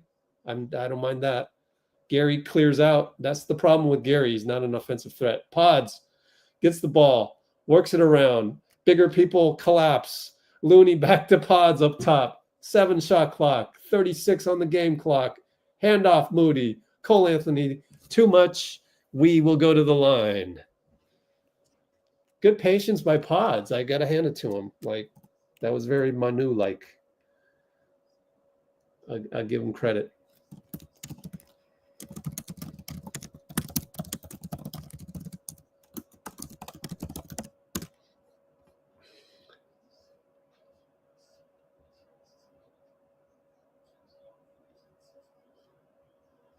Yeah, good comment on Wiggins. He is a good soldier, but like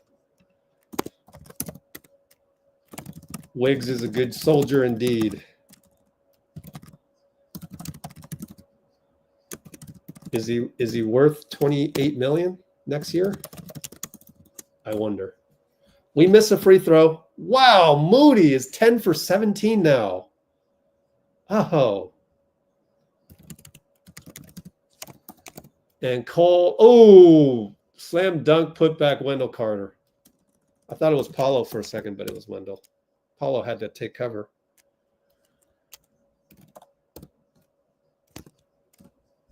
Greatest lead was 14 just now. 11 on the game clock. Dennis and Cole. Screen Gary Payton. Over to Moody. Catch and shoot 3 around Looney. Good! Moody! And he points to the fan that's saying 3. 3.9 left.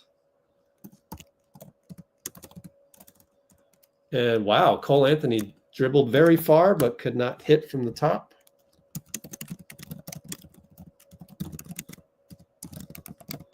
We are up 82-67. Everybody happy now? Are we good now? We're back to 82 points. Can we play Orlando all the time?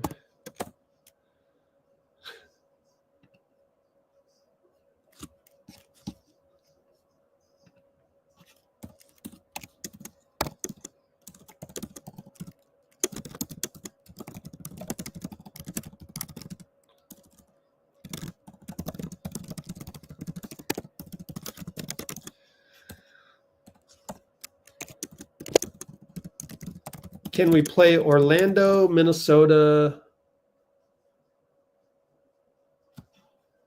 and OKC?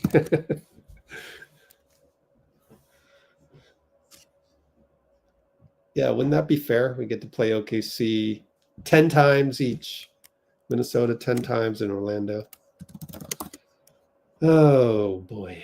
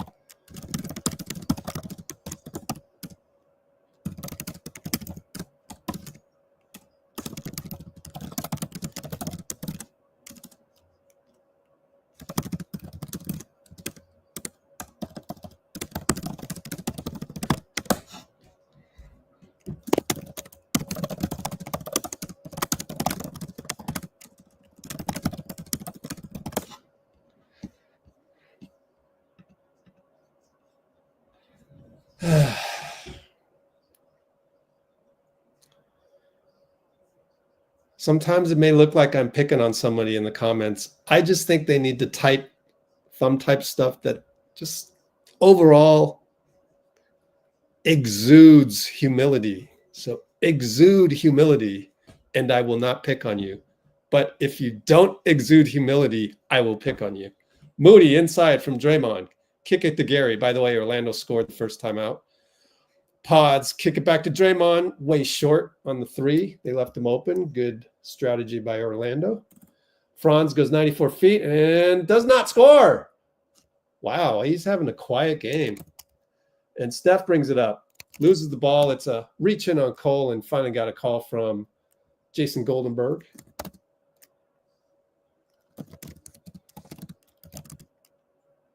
Is something wrong with Franz? Is he injured? Got that oblique injury? He just doesn't look like Germany Franz. By the way, I wonder, look for Dennis and Franz to talk after the game or something. Steph gets inside the circle and it's good. Screen by Draymond. You see how Draymond is important? Like he can't do that with any other player. Steph inside circle, J. And three ball by, who the heck is that? 94 feet, Gary. Oh, he's going to layup. Yay, he didn't miss this time. On the made bucket.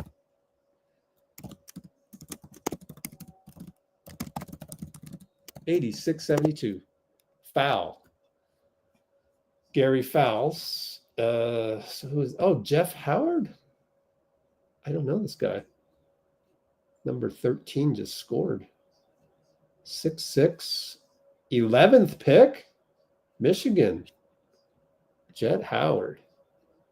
I do remember the name from the draft, but didn't know anything about him. I don't really know anything more than what Eric G tells us. Howard over to Wendell, over to Franz. Doubled by Draymond. Oh, nice feed. Finally, Franz does a Franz thing and finds Wendell for a dunk.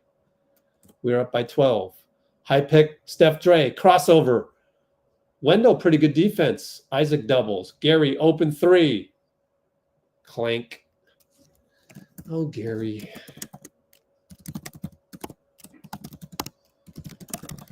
And Wendell.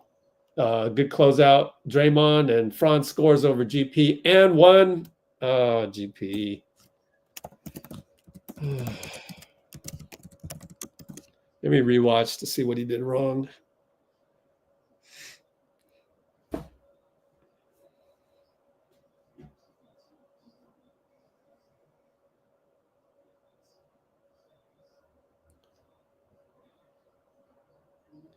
Man, GP could fit inside of Franz's body.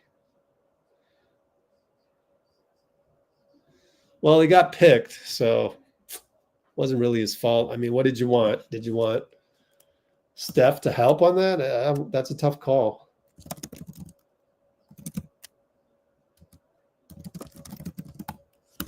$86-77, only up by 9. Draymond goes away from Steph. Steph and Gary Harris. Screen by Quinten. Good screen. Now it's Steph and Wendell. Wendell Island. Sidestep. Backstep. Gets to the nail. Scoop. Oh, no good. Off the rim. He's been barely off on everything today. Franz. Good defense. Draymond. Over to Jonathan. Isaac. Good defense. QP. Wow, he stayed in front. QP stayed in front.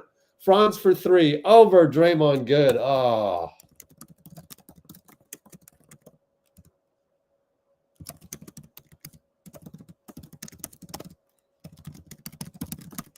Timeout, Steve.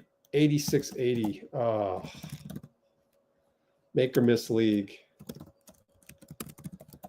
86-80, Q4, 915.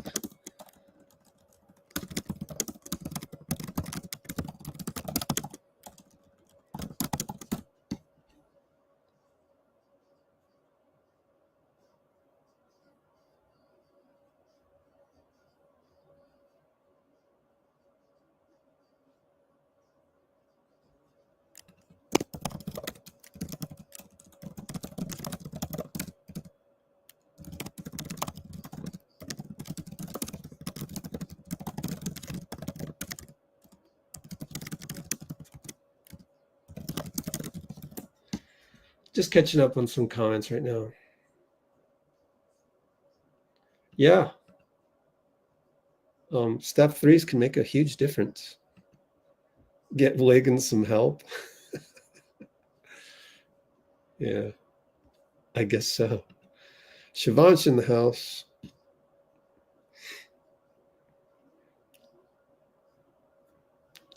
Oh, they are already traded? Yeah. It's a matchup. Orlando, they have pretty good defense. They're long and tall, big.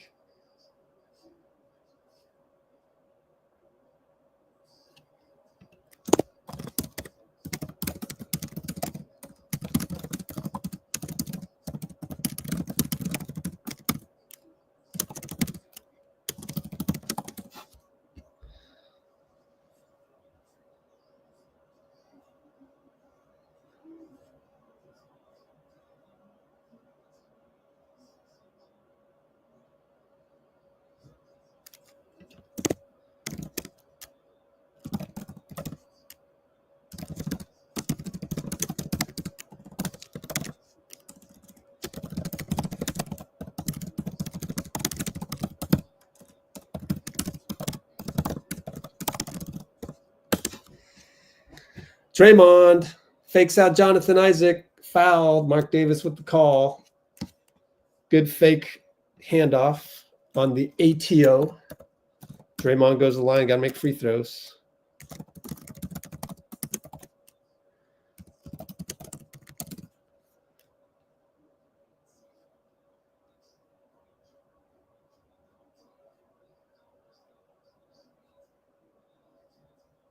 Did he brick it? He bricked it.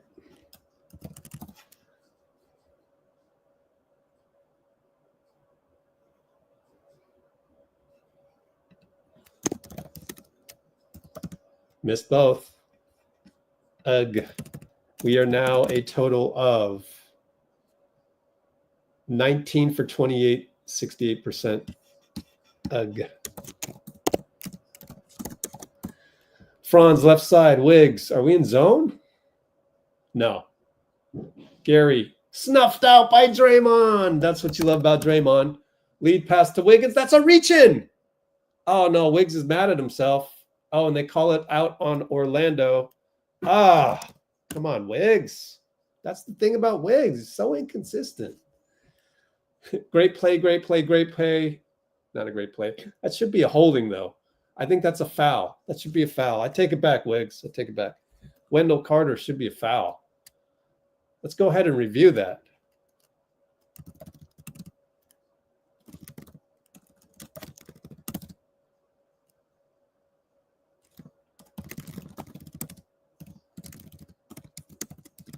So we're going to review this, I think, is what's happening. 86-80. Kind of need this to go our way. Welcome back, Draymond. Oh, the Nico Harrison, yeah. But my theory on that whole thing, speculation, is that Nico is an AAU guy. And so Steph wasn't really AAU type. So it was a Freudian slip on the whole calling Steph Curry by accident and all that and all of that. I mean, bottom line, right? Curry brand is like, you know, just not the same as Nike, to put it nicely. I know that the kids market can skew things in this case, so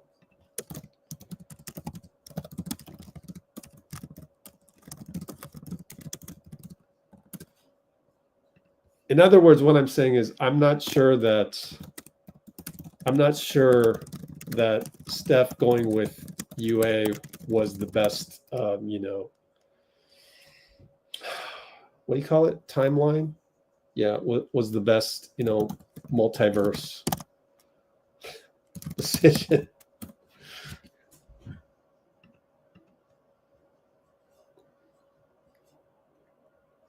QP's been playing well, yeah.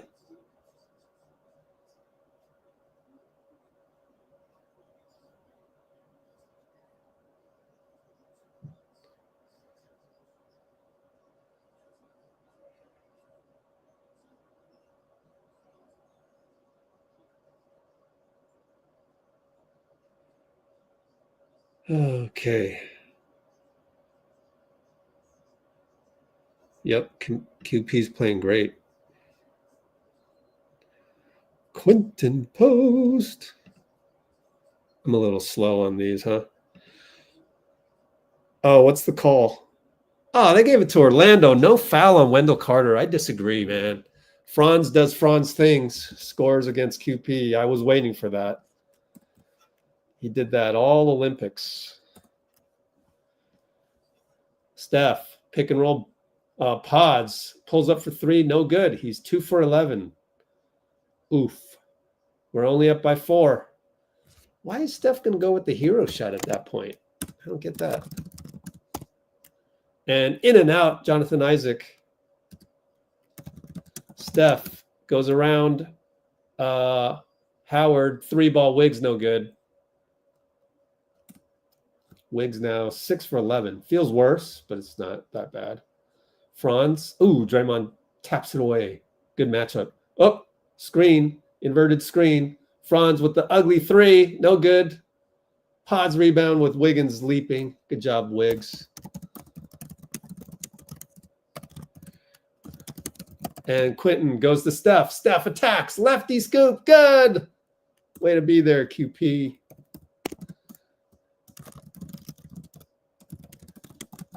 And that was a huge, huge bucket to put us up by 6 with 7-12, 7-11, 7-10. Franz and Wiggs over to Wendell. Ah, free throw good over QP. You live with that.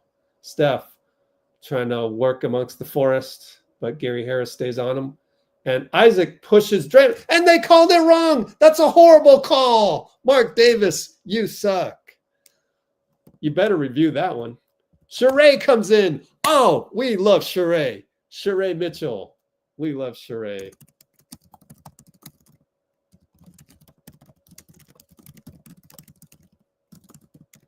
That's what you do.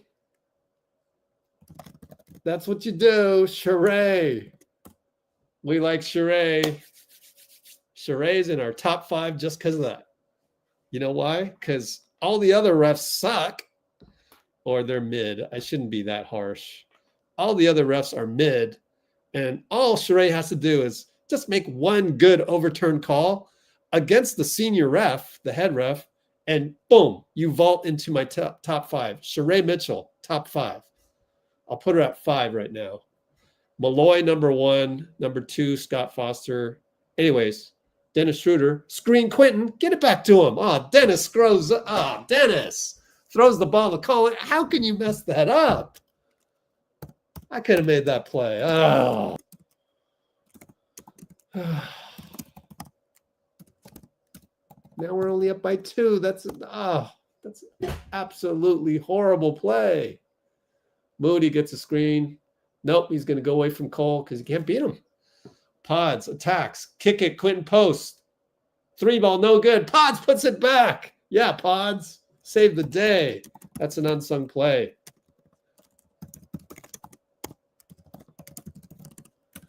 Off the board. Up, Franz just weaves through everybody. Can we do something about that? We got timeout.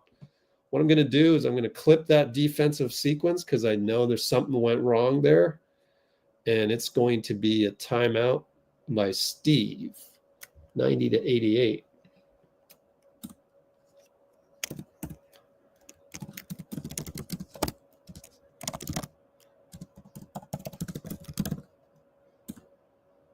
Got a screen.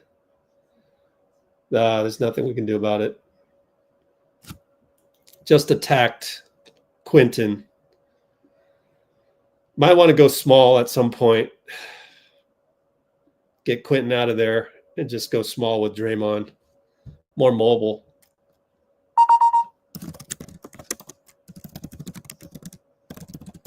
Dray at the 5 would be nice, is my suggestion. I don't need to replay that. That's pretty obvious. You got Franz at the nail on the pick and roll via Wiggs. And then you got Franz against Quinten Post. Who's going to win that battle, you know? All right, we'll end the poll because that was a long time ago. I got 50 votes. Yeah, my thing on that whole thing is that I don't think it's cool to tear the heart out of your fan base. So that's my thesis. I understand the circumstances, but I don't think it's cool to tear the heart out of a fan base. You never want to see that. Wiggins for 3, no good. Why is Wiggins shooting a 3? Wiggins shot a 3 on the ATO.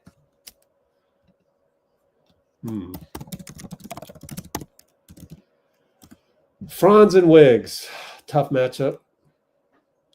But that's the thing. Oh, he just inside out dribble. Bye-bye. Kick it to Cole. 3-ball. Bounces out. We got lucky. Every other team, they would have made that. It's our ball as Looney was able to knock it off of Paolo.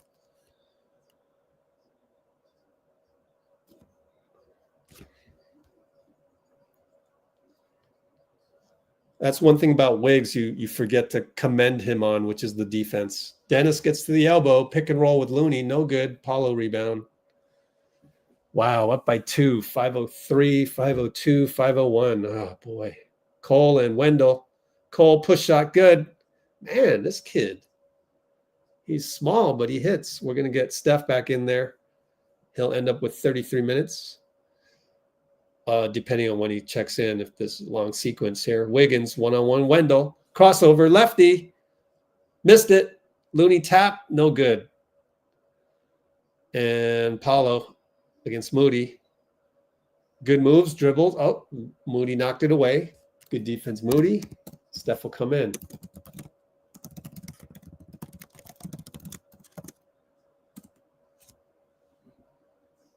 (90-90). Pod sits down because we need to get Steph in there. Draymond at 25 minutes. Dennis and Pods talk about it. So we got timeout, 4:33, timeout. Pods nodded, so I guess he agreed with whatever Dennis had to say. Tied 90. Q4 433. Slowly catching up on comments.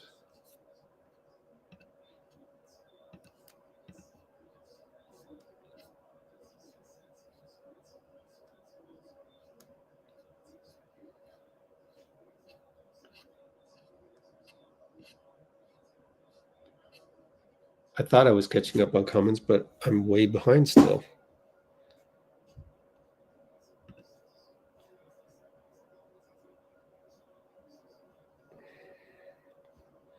There's some more love for Q Post.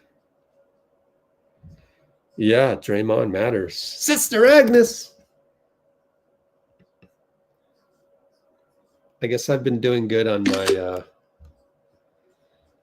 catching myself before I say a holy name in vain.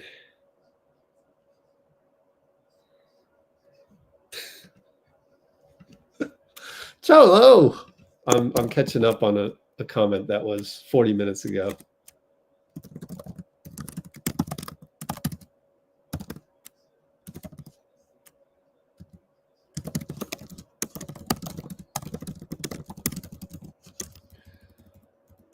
Anyways, side inbound, Cole over to Franz. Oh boy, can Moody stay in front? Dennis, nice job of Cole, but Cole another push shot. Oh, he's beating us so many times. Good play by Cole Anthony. This guy can play, man. How many push shots does he have? Now we're down by 2. Steph, left side, Wendell. 3-ball, no good. 2 for 12. Hero ball that was. Got the switch on Wendell. Steph has to foul Wendell as we do not notice. Draymond's going to finally check in.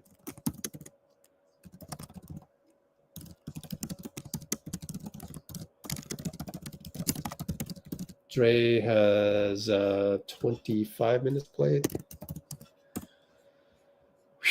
Cole Anthony, 10 for 18.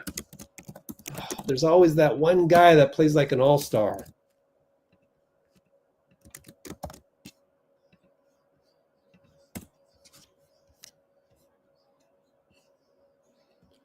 Franz, Draymond. Step back 2-pointer. Short. Yeah, Dray.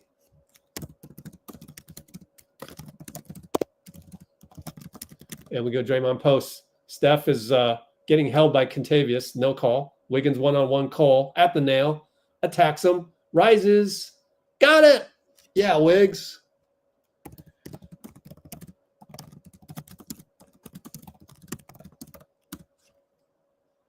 92 apiece. Excuse me. Cole over to Wendell.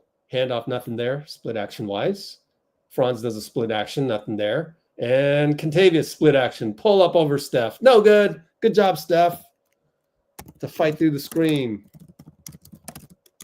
Steph now. Left side. Wiggins gets out of the way. Draymond sets a pick. Now you got Steph Paolo. Boncaro Island coming up. 10 shot clock. He goes left. He turns the corner.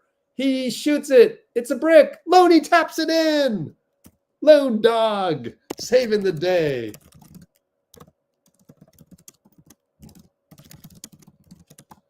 $94.92. Wow.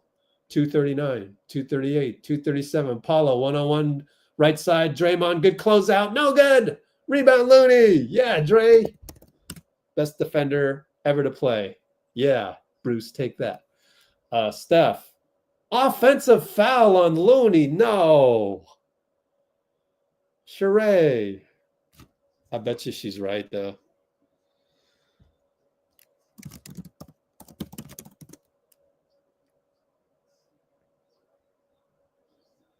Yep. Oh, Looney.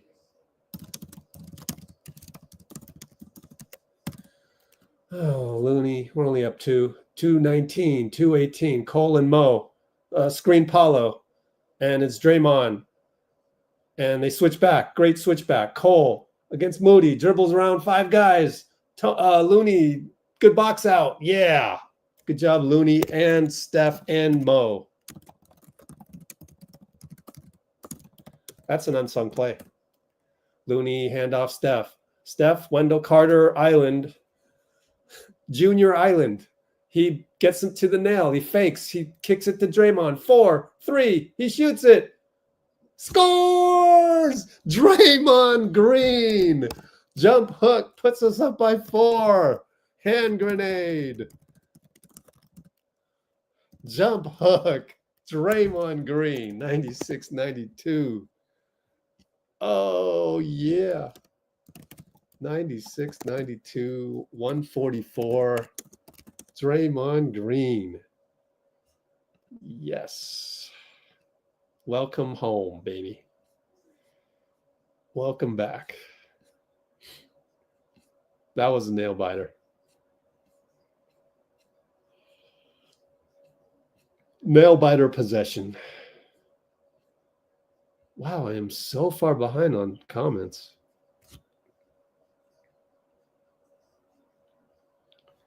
Yep. That guy literally campaigning for Coach Kerr to get fired. I know. Hey, this comment was made nearly an hour ago. Wiggins is not wearing the furniture pads on his shoulders anymore. Good point. Yeah, good point.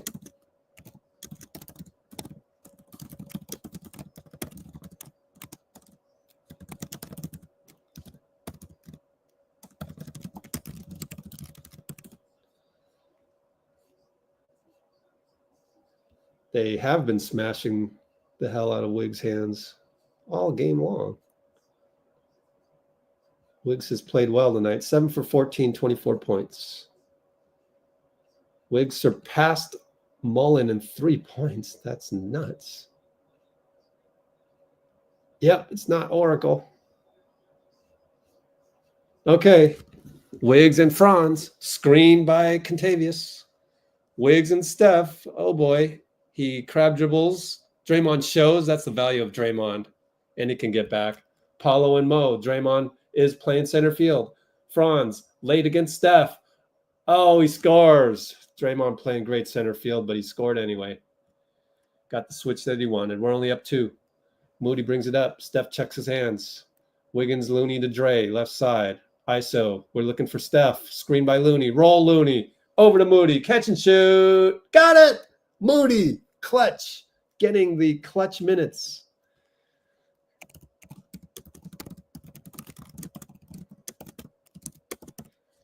Clutch, man. 58 seconds. Franz and Steph on that switch with Contavious. Over to Paolo. Draymond closes out, and he'll foul Paolo on purpose. Sheree's there and understands what Draymond's doing. Unlike 90% of the refs out there.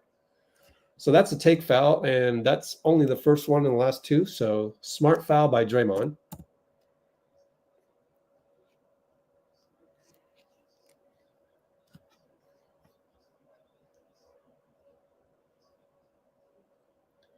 Thunder made a trade. Let me know what that was, Arbel. I'm catching up. I'm about an hour behind on comments, unfortunately.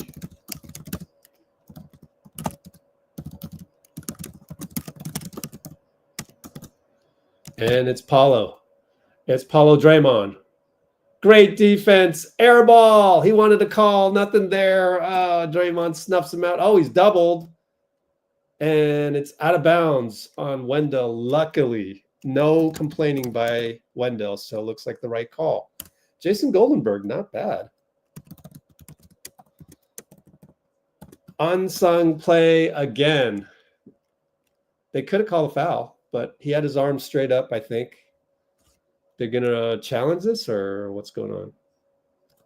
I don't know what's going on. Is this just a regular timeout? Let me see.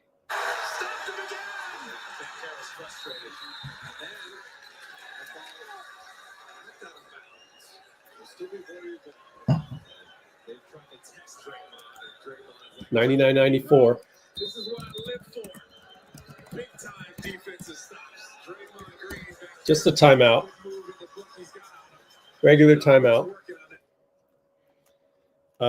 We got 38.5.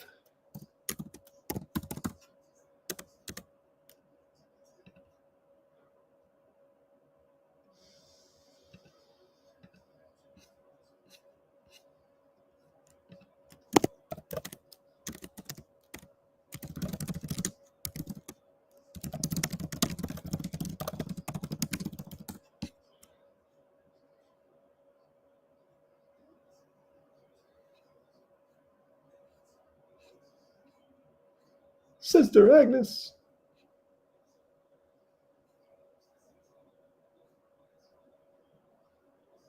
Maybe my feed is just, maybe I didn't hit live early on. I'll make sure I do that next game. Maybe I'll do it at the next timeout, even though we've only got 38 seconds left.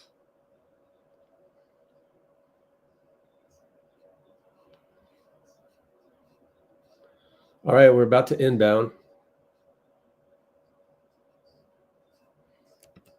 Oh, Andre retirement is February 23rd. We passed the ball to Dennis in the backcourt. And foul by Cole. So Dennis will go to the line.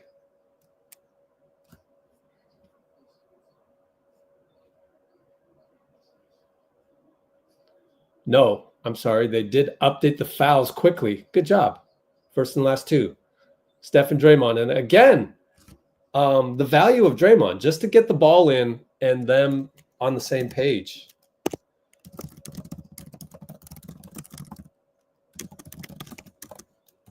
It's very important, that chemistry. I know, ain't a Dubs game if it's not a clutch game. Steph hits. Only 21 points for Steph. Let's go, Draymond. Oh, wow, Bruce. Wow.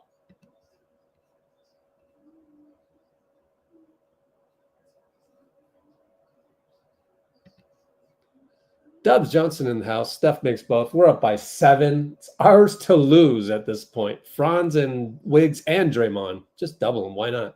He gets a screen and he gets by everybody for a dunk. Of course. Dre, just help out, man. I guess give up a 2. Don't give up a 3. Wiggins fouled by Franz. That's fine. Just give up a 2. Don't give up a 3.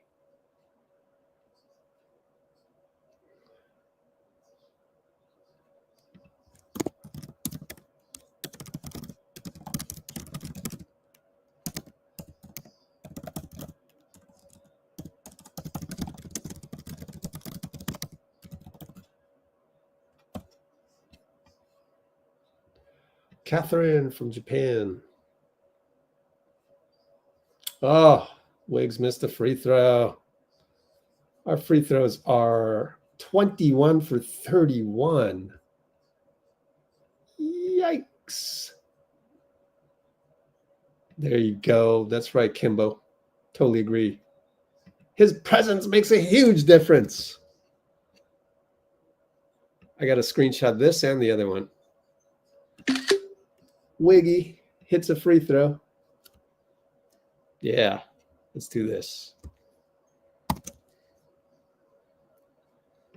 Ah, 3-ball by Cole Anthony. This guy playing like an all-star.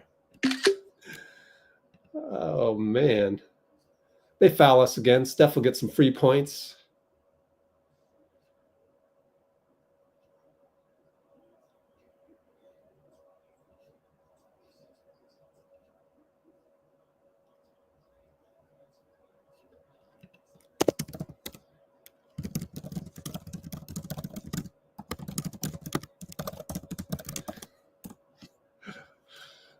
Steph hits. I need a night-night shot. I know, right? Warriors need to trade for a free throw shooter. They're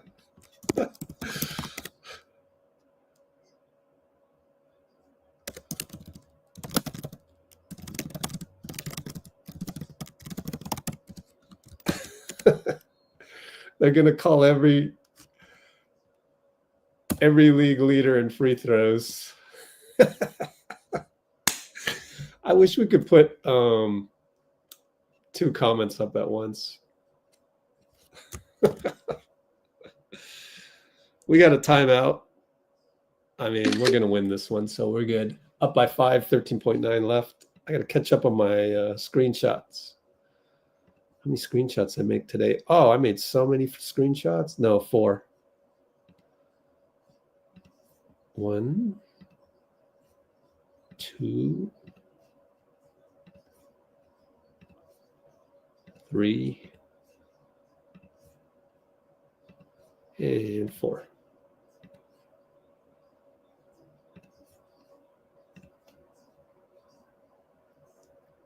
This game does not deserve a night-night. Schroder.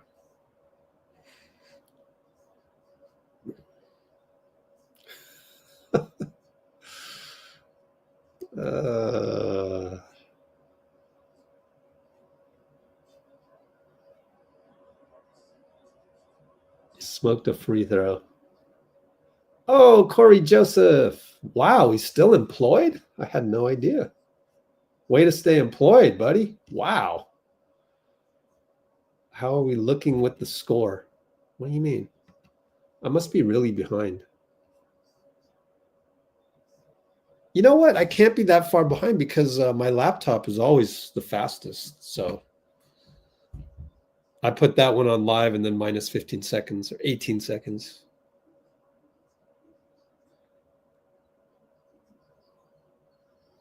And they throw the ball into Cole Anthony. That was a weird one. They threw it 94 feet. Cole Anthony incredibly missed that one from 30 feet. And we're going to win this one by 5 points. Yay, I get to type in a final. Yay. I haven't been wanting to type in the last couple losses. Wiggins call Rick Barry. I know, huh?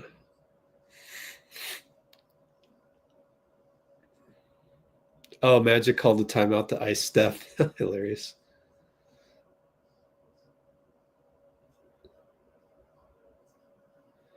Grandma's loving JP2. I thought he was kind of hit or miss tonight.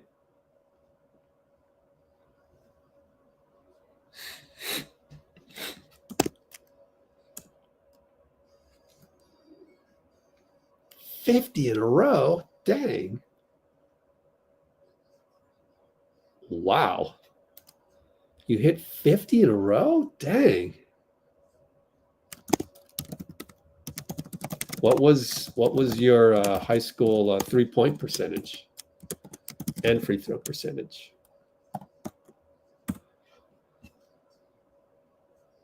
Yeah, I can't hit 50 in a row. I just can't. It's not possible. But I'm not at your level, obviously. 80 in a row? How do you hit 80 in a row? That's crazy. How's that even possible?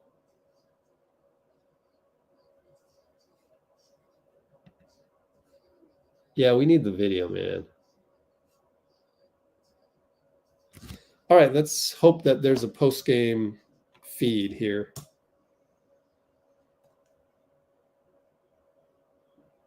Whoops.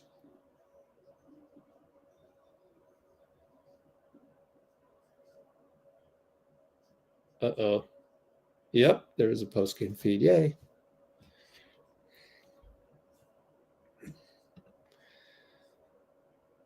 Ooh.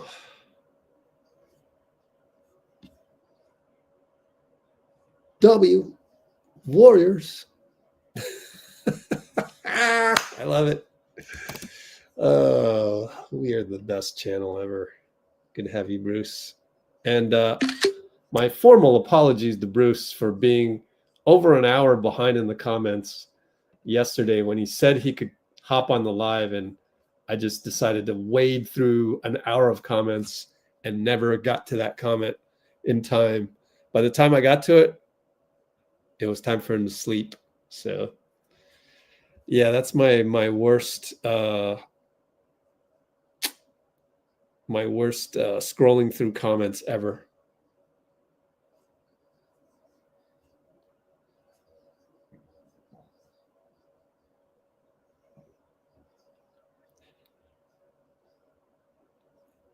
The win. Great team win. Yeah. Moody 3 was huge. And Moody gets again to the post-game mic.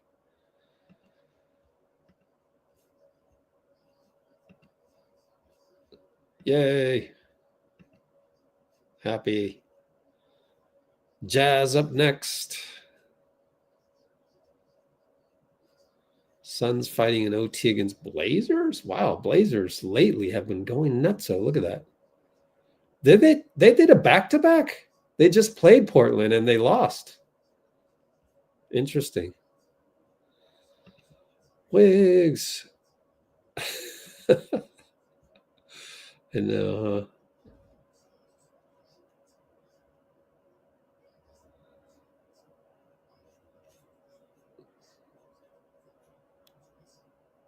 Yeah, it's tough, man. It was tough for me to just get back in the gym, honestly.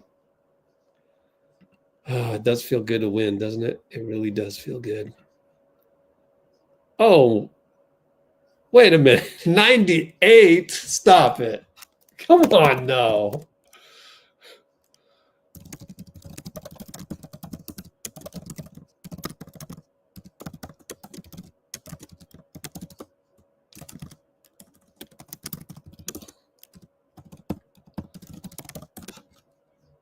Stop it. You lie. 98%. Heck no. No one shoots 98%.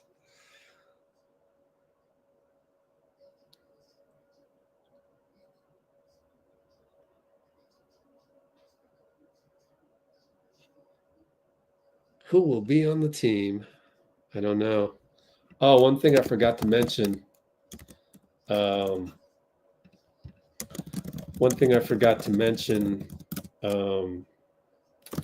Dean texted me suggesting a Buddy Hield buyout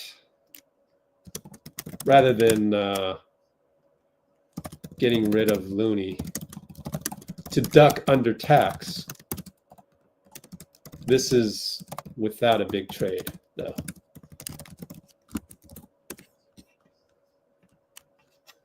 Let's turn the okay, it's not okay. Cool, we got sound.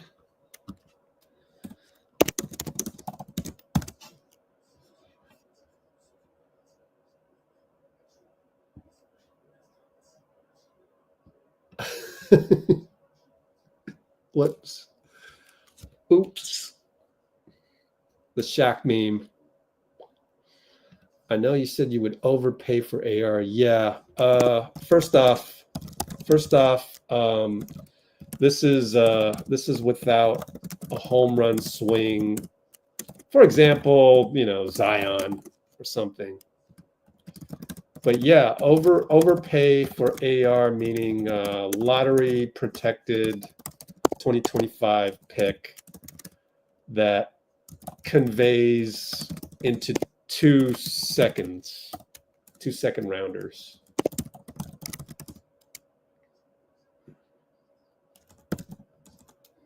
Plus trace. And then add up salaries. I don't know that if that can be done. Actually, I haven't really looked at that because I just haven't gone through all of that.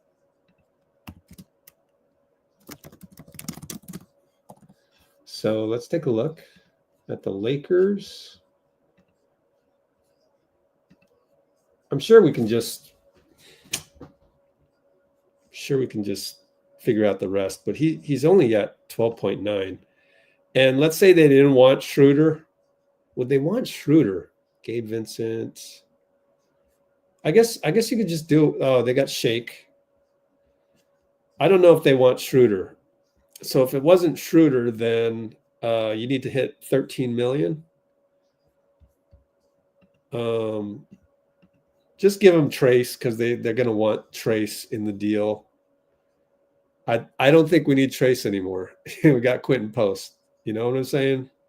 No disrespect to Trace. It's just that Quinten Post is great. So, or he's going to be great. So that's 2 million, 1.9. I got to find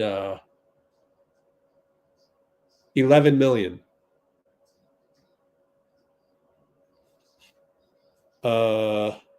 Maybe they want Looney because they need centers. Looney and Trace is 9.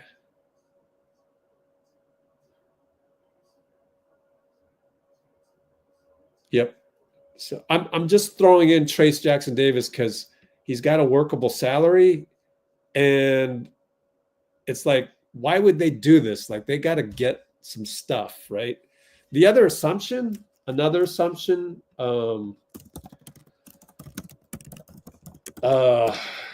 these are getting to be longer stretches, but Western teams don't want to deal with Lakers because they just got Luka.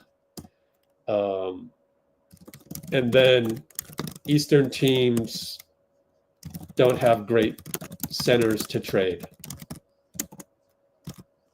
So we give them TJD and Looney or something like that. I don't know.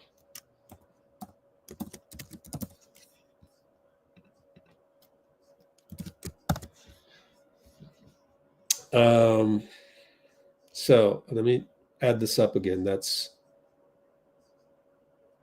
maybe Lindy. Let's see. 10.2, 11, 13. Yep. Or take your pick. Trace. So let's see. Proposal. AR proposal.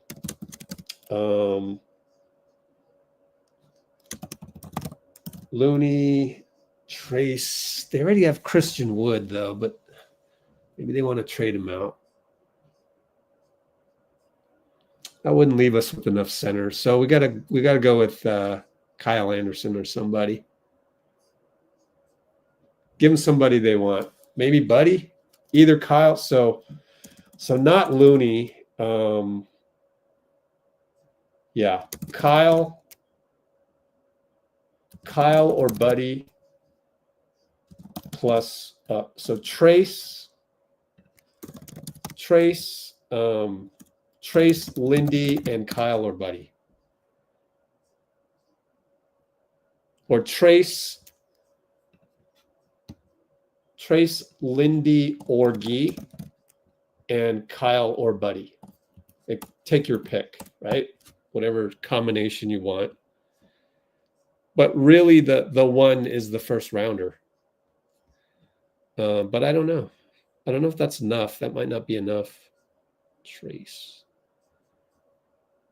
I think Kyle would be really good alongside LeBron and Luka, don't you think? plus lottery protected first round pick 2025 that conveys to our 2 remaining second rounders. That is the deal. What do you think? I haven't thought about it that much. I just know that again, this is without a blockbuster. I'd actually rather do the blockbuster. I think I'd rather go with Zion right now. Just take a flyer. Why not? He might be healthy. Maybe Rick Celebrini can do amazing things. Okay, what trade do you want most? Let's go Jimmy. Let's go Levine's off the board. These are realistic ones, right? Zion, BI, or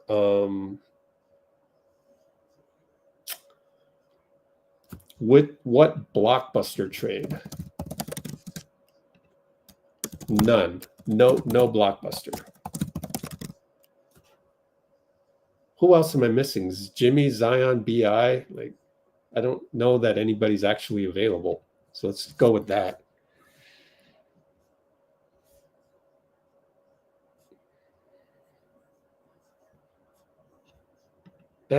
So far, Wiggs, I mean, until you have the games where he disappears.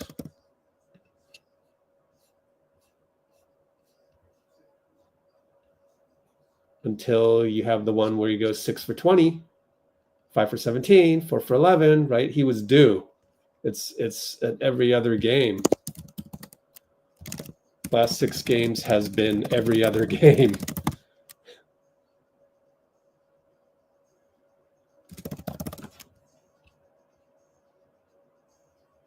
So if you guys know blockbuster is winning, then if you don't want a blockbuster, then how about the Austin Reaves one?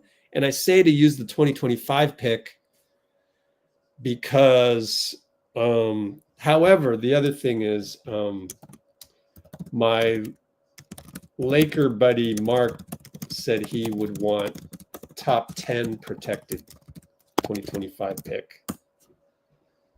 I think I would still do it if it was top 10. So maybe that's the next poll.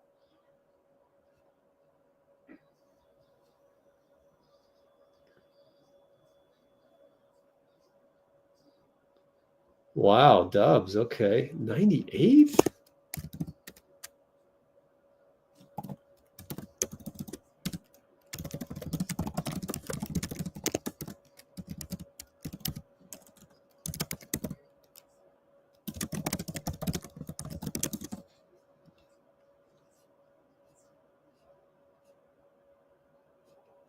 So I mentioned the Buddy Hield buyout.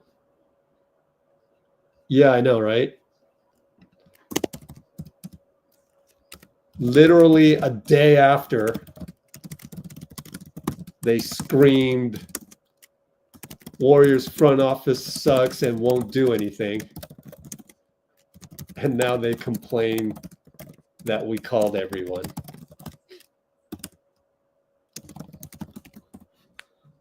Ridiculous.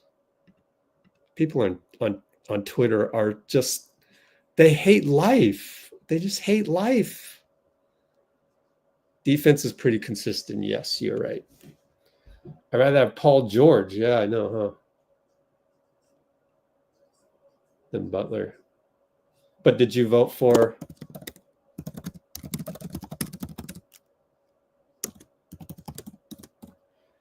Gary Payton with Kareth? Maybe with you, maybe with Libby, maybe. That's maybe. Maybe, I don't know. Yeah.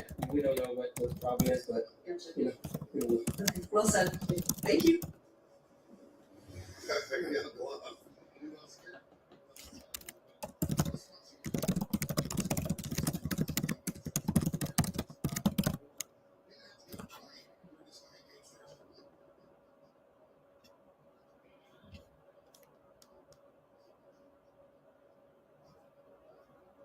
Yep.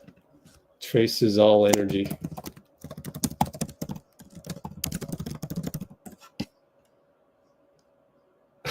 Dang, you mentioned Anthony Lamb. Sheesh. Well, you guys don't want Jimmy because of the toxicity, obviously. Jimmy Kardashian.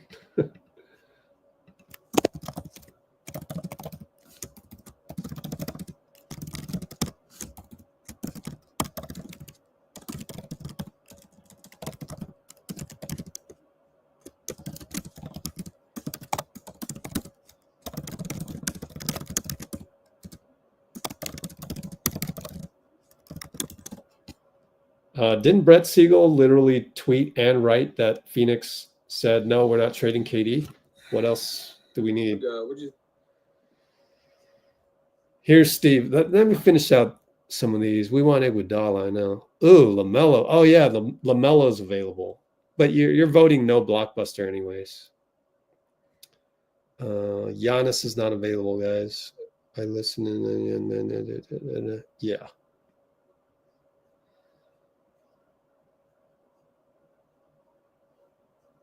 Let's see. Yeah, Austin Reaves is my. Well, Cam Johnson. I mean, can we just stop it with the Cam Johnson? Cam Johnson requires Wiggs and a pick.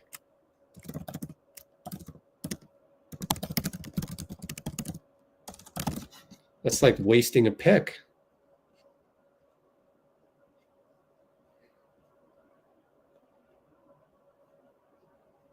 We can get 20 free throws a game. Right. See? Let's see. TJD is the only rim protector. No. Dray is the rim protector. Low key. And QP has emerged.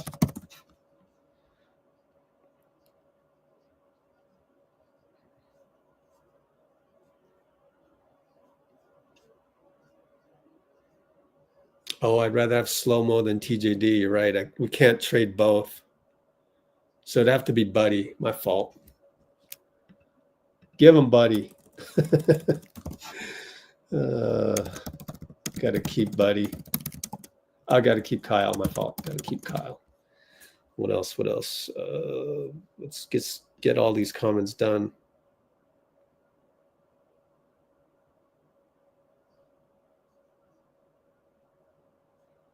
Oh,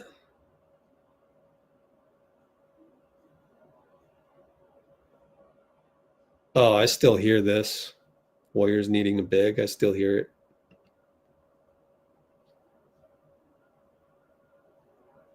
Oh, dang. No, those are good, man. I see. You said 98% through 3 games. That makes sense. Okay, let's go, Steve. Steve Kerr, post game. Right now.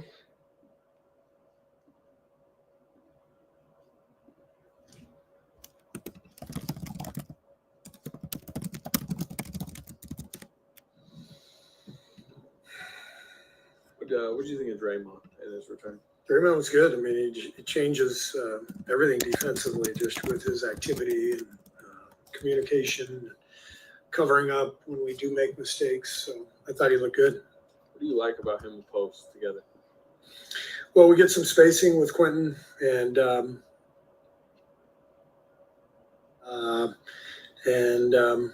Draymond can play out of the post. We can run our splits and stuff with Quinten, but there's just a little more space to work with, and that helps everybody.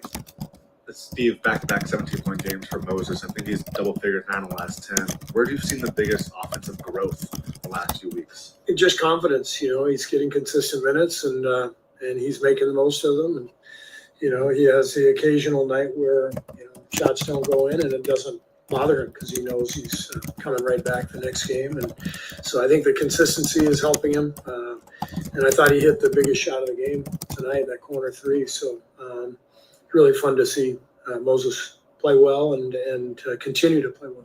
you've utilized him more almost at the power forward recently. You talk about that. Is his versatility really helping him out too, being able to almost play 2 through the 4 for you? Yeah, I mean he's at his best when he can space the floor and play off of others but we have to slide him up and down to different positions depending on lineups. One of the things Quinten does when he's out there is he opens up the game for everyone else, and that allows us to play different lineups, and so Moses can slide down to the 3 if Quinten's out there with Draymond, and that's helpful. And so we're mixing and matching every night. How critical was Andrew tonight? Andrew was great. I thought that floater he hit, I think it either tied the game or put us up 2, was a huge shot. And, I had to guard, Wagner and Banchero, both. And, you see his line. I mean, he got to the line 15 times attacking. He was a plus 15. So Wiggs was a huge part of that win. Steve, the third quarter looked totally different than the first half. What were the biggest changes you thought that your team displayed out there? That we woke up. We were asleep in the first half. And we had some possessions that made no sense. And, the guys locked in at halftime, scored, I think, the first 6 or 8 points. Quinten was fantastic. Those first few minutes of the third quarter set a really good tone. And that got us the lead. And then, of course, they battled back in the fourth. They did a great job, but we were able to hang on. Was there anything specific that was addressed at halftime that you can share? Or? Just brilliant coaching, mainly, key adjustments. I don't really remember what those adjustments were, but I know they were key, and I made them. So it was mainly about me. I know, it's a small subsection of the season, but how much different does a 4-2 homestand feel than 3-3? Yeah, I mean, it's good to leave town on a win, to be above 500, to basically put together a solid couple of weeks. So all of that is good. Now we got to carry it out on the road. I mean, have you looked at the gauntlet ahead of you on the road? I mean, I know what's coming, but looking at Utah, and that's about it. That's not worried about it. What's after that? Thank you. I tell you what, MacBook is so frustrating. Software update. No, I don't want a software update. Dang it. Stop it.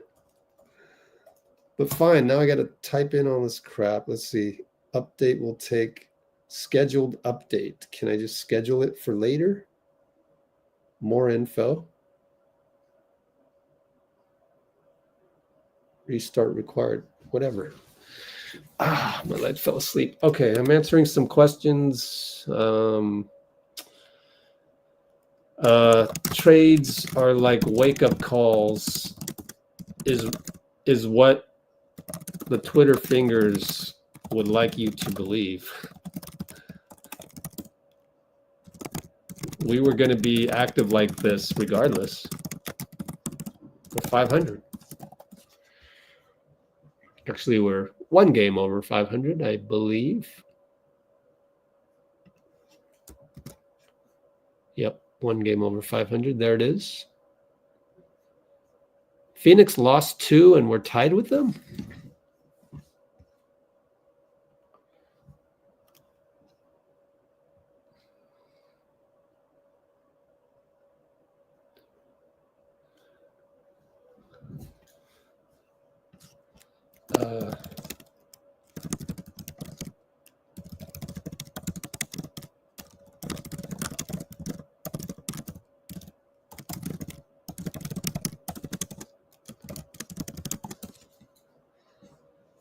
I feel like Gary Payton is like the barometer of the team. When he plays well, we play well. When he sucks, we suck. Oh, wow.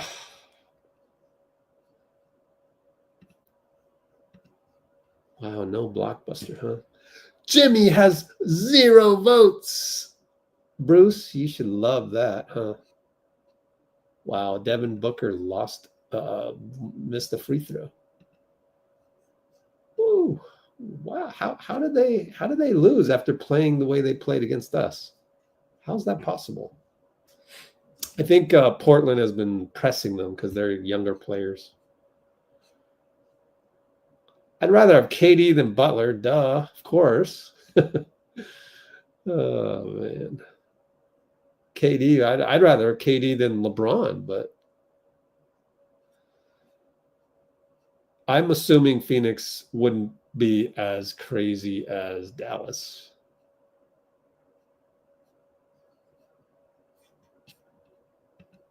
Yep. Let's take a chance on Zion and let Rick do miracles. Yeah, after a win, everybody else scatters. Am I really that far behind on comments? I can't even find dang. Let's see. What am I looking for? Zion.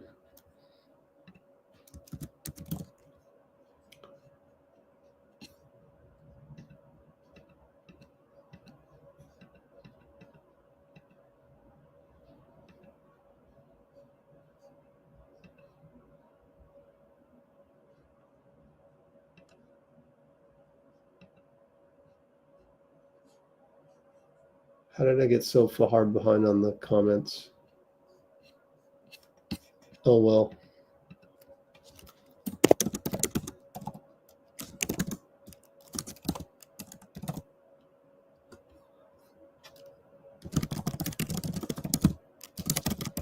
Zion depends on Rick Celebrini. Where's Dean Chambers? Is he working tonight?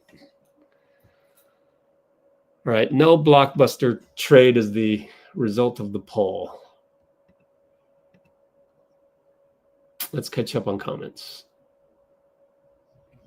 Okay. Rather happen naturally. That means JK then. Yeah. I get what you mean. It was probably 95%.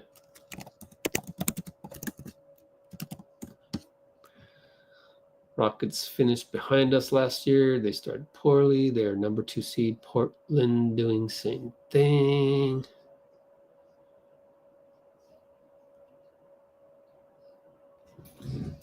What's going on?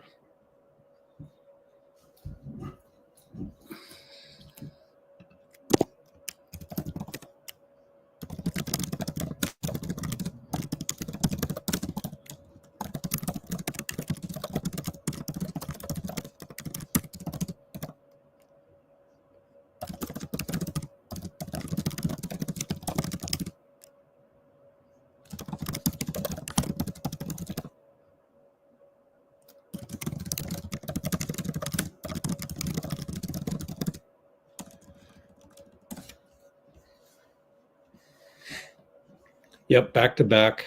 Steph rest. I would rest against the Jazz.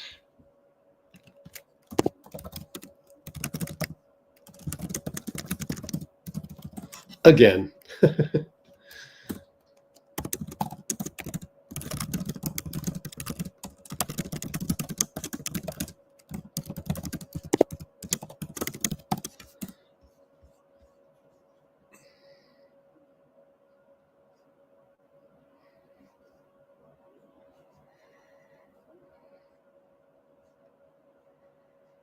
I don't want LeBron. Is that just a legacy thing?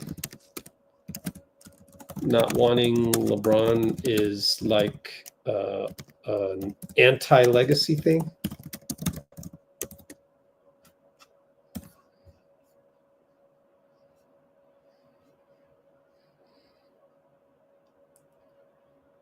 Amazingly desperate. Well,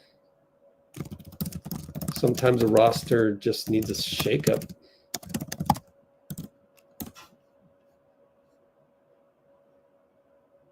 We missed a few good pieces.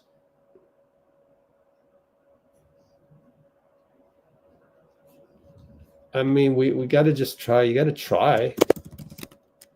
You got to at least, you know, try to make an effort to improve roster.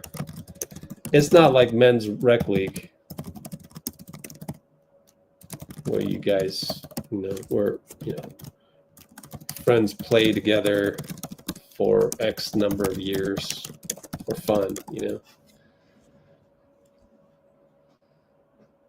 Yeah, Aiton's going to want to play well.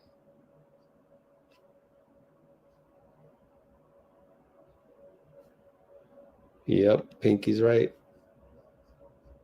Portland is lurking behind us. Really? Let's see. Portland is not lurking behind us. Stop it.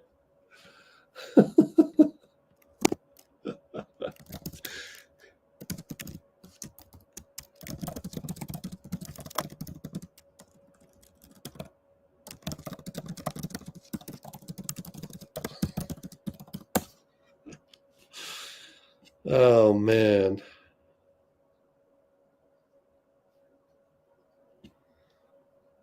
Oh, the stuff that you say.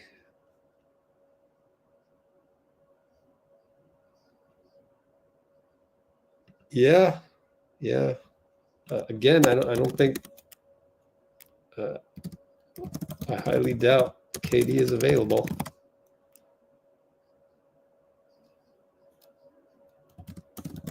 So for Zion, what's your fear of being stuck with a damaged goods?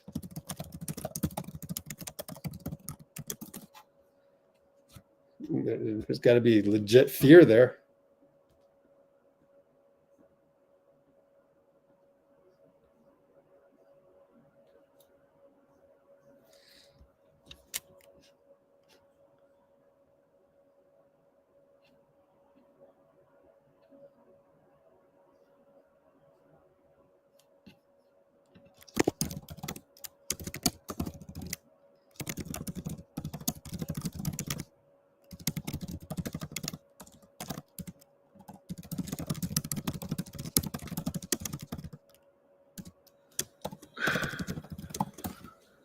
It's Wiggins.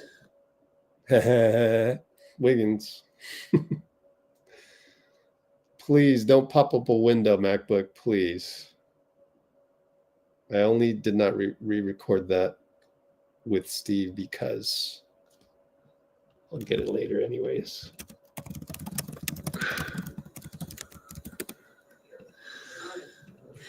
Andrew, in the last 6 or 7 games, you've been leading the team in scoring, leading the team in minutes. What are you trying to pour into this team right now? I'm just trying to get some wins. You know, I'm just trying to do whatever we can, you know, to help. What did you think of Kevon's 16 rebounds? Man, I mean, Kevon's a dog on the boards. You know, he goes in the game and, you know, he does his job and, you know, he protects everybody, and when it comes to rebounding, you know, he's a mastermind. What was the impact you guys felt with Draymond's return? Immediate impact, you know, on both sides of the floor. You know, offensively, he's going to get us organized. He's going to, you know, play make, gets great shots, you know, do a lot on offense, and defensively, you know, he's, you know, one of the highest IQ guys in the league, you know, get us settled. You know, he's there helping everybody. You know, just keeping us all connected and together. And, you know, as soon as you step on the floor, you can see the impact he had. Yeah, with Quinten looking like a more permanent part of the starting lineup, what does he give you guys as one of the 5 out there? I mean, he got height. He can shoot it. He can shoot it really well, you know, so he can space the floor. And, you know, he can put on the floor, he can pass, finish inside. So he's a special talent, you know, and, you know, he's been hooping. So I'm enjoying it. Andrew, you slam home that first possession of the second half. How important was it to kind of set that tone offensively after the way the first half went? Yeah, I mean, just, you know, stay aggressive, stay assertive, and, you know, don't let up. You know, that is a young, you know, tough team, and they got some, you know, really good talent over there. So, you know, just try and keep up foot on the gas and keep it going. What was the message at halftime, if any, or any adjustments made in the locker room? You know, we played a okay half. You know, there was more we could do. just stay in the glass, stay aggressive on, both sides of the floor, and we'll be all right. Thanks. Yeah. Thank you.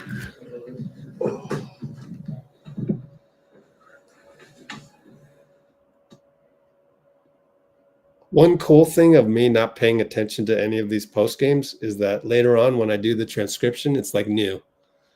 Because I literally one ear and out the other, I never hear. So if anybody says anything interesting, then let me know, because it goes in one ear and out the other. But anyways, you guys got some funny comments here.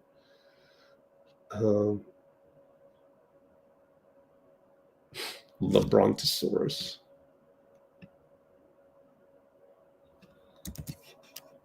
I guess it would be. Nah. Well, the whole legacy thing is funny. But I thought we got over that whole thing when they won gold together. I don't know.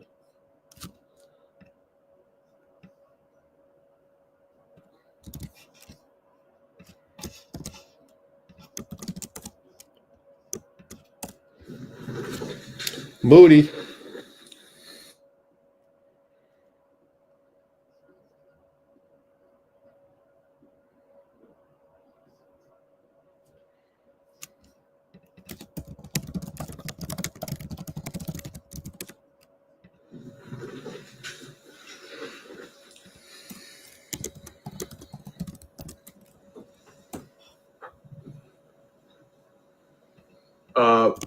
How good has your game been feeling the last couple weeks in general? It's been a pretty sustained stretch where you've been scoring and shooting the ball pretty well. How good does that feel? Yeah, feels good. I've been able to play a lot in the games, find the flow, find the rhythm, and kind of carry it on game to game. So, yeah, it felt good. How critical has it been getting consistent playing time these last few weeks? How much has that helped just with where you're at right now?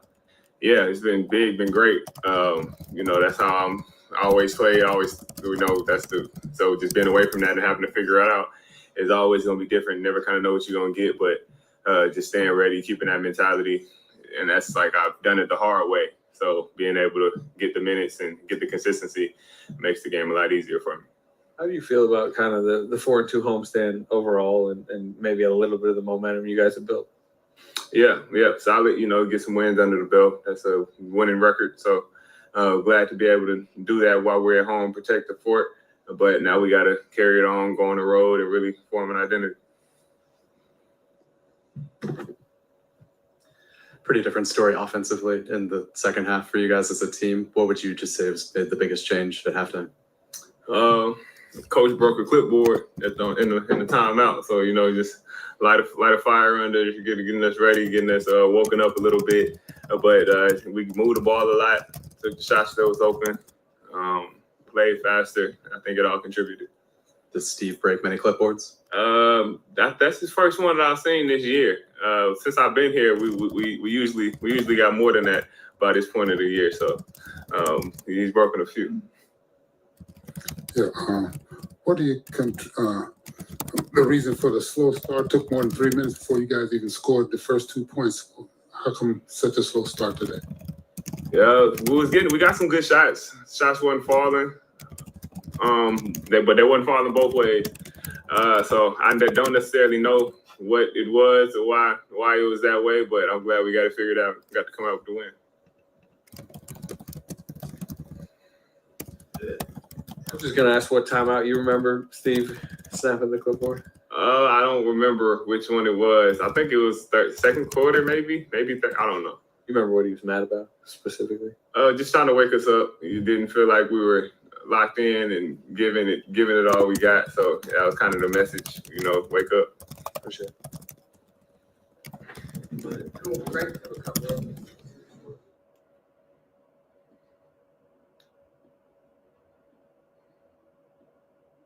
Okay, a few other comments.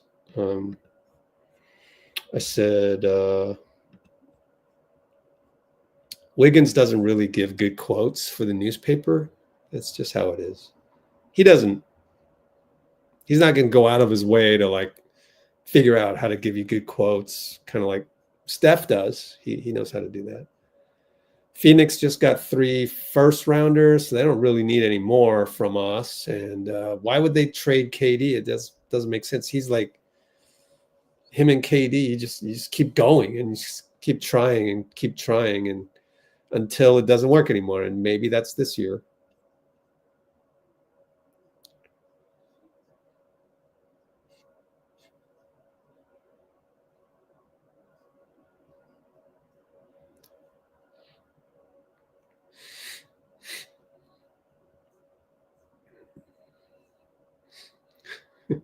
Wiggs. Picturing Wiggs at a barbecue. That's funny. Yeah, Moody did give him something to write about.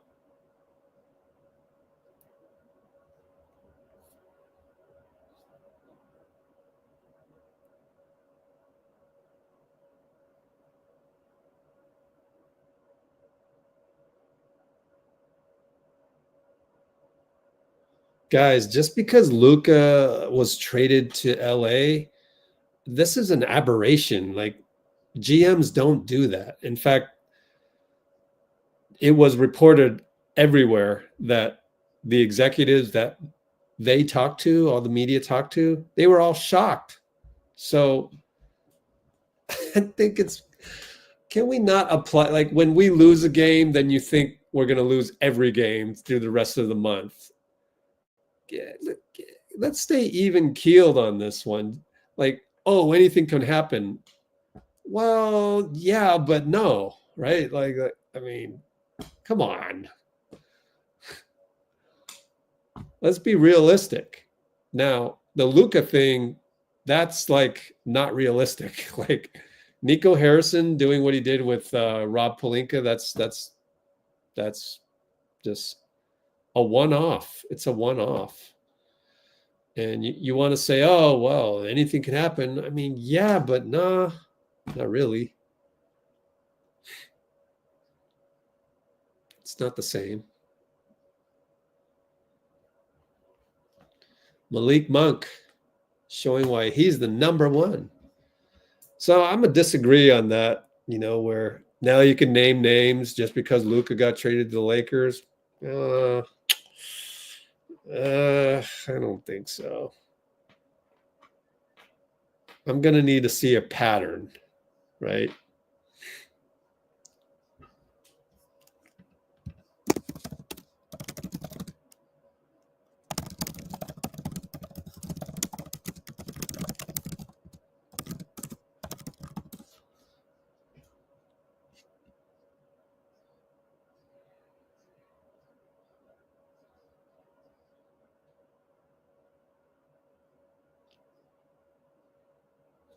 Oh, 3 games, 10. Oh, you were 29 for 30. Okay.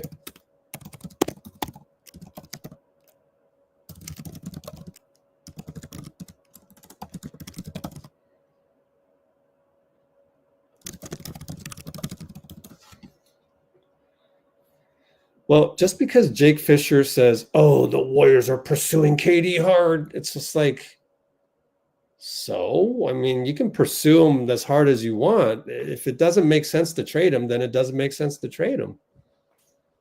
And it was already reported that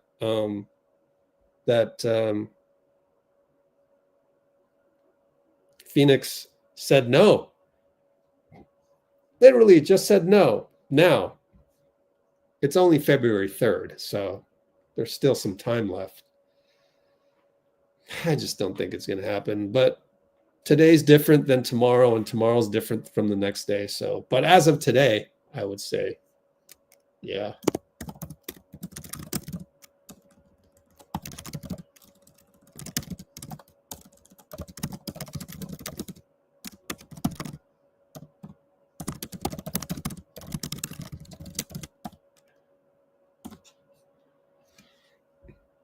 And being interested in JK, you should be. He's only making $7 million.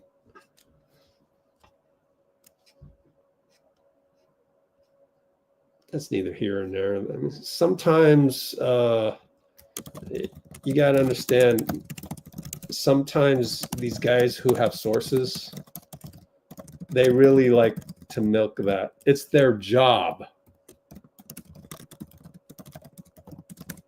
to milk what sources say into clickable articles. So sometimes I see, oh, sources tell me, and it's just this thing. It's like, I mean, okay, so what?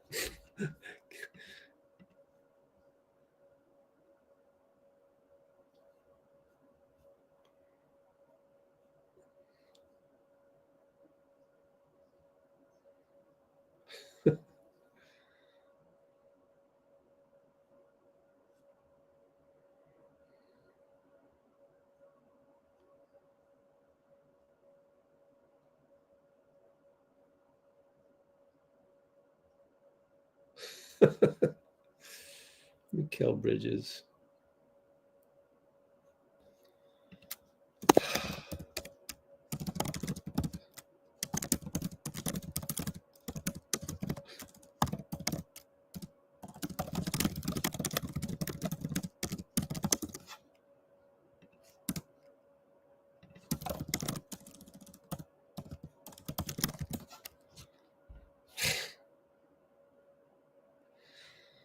If you're Joe Lacob, Rich Kleiman is in town, KD's in town, why would you not have him sit next to you? Why? You own the damn team. This is what you do as an owner. I love it when people go, oh, so they reported that. And I'd be like, well, duh. I mean, it's like, of course. That's what I would do if I were in their shoes. But overall, you know, I don't mean to, you know, come down on you on anything like that. It's just that you guys sometimes blow things out of proportion because it's fun. And lots of times I know I spoil the fun with just factual things. I'm a party pooper on that front, but would you rather be misled by clickbait and know the truth? I can't do it. I always wanted to know the truth. Let me judge it. After I know the truth, let me judge it. Let me absorb that and come to a mathematical conclusion, usually. That's really, you know, my dad, I get the same DNA as my dad, right? He's so analytical. He is so Lieutenant Commander Data. He is a freaking robot, android. But there's some good to that because he will always process things as ones or zeros. And by doing so, he doesn't get swept up in the emotion of it. And yet the pendulum, it comes around full circle because him being so cold to some of these things that have emotion around it, him being so cold to that makes him a party pooper when it comes to other things. I've been on the receiving end of that. Sometimes it sucks. Sometimes you kind of want to knock on his head. You go, are you human? You know, so I understand sometimes when I go a little bit too far and I suck the life out of some juicy quote and stuff like that, but I want to give you the real. And Kleiman sitting next to Lacob is no big deal. The Warriors calling every team about their all-star is no big deal. What else? Jimmy Butler telling the Warriors that he doesn't want to extend with us on February 2nd, or is it the 3rd? February 3rd is no big deal because it's not February 5th. If it were February 5th, it'd be a big deal because then that would probably end the negotiation for Jimmy. But overall, the theme that I'm giving you is I can't help it. I want the truth to be known. And sometimes that's at the expense of entertainment.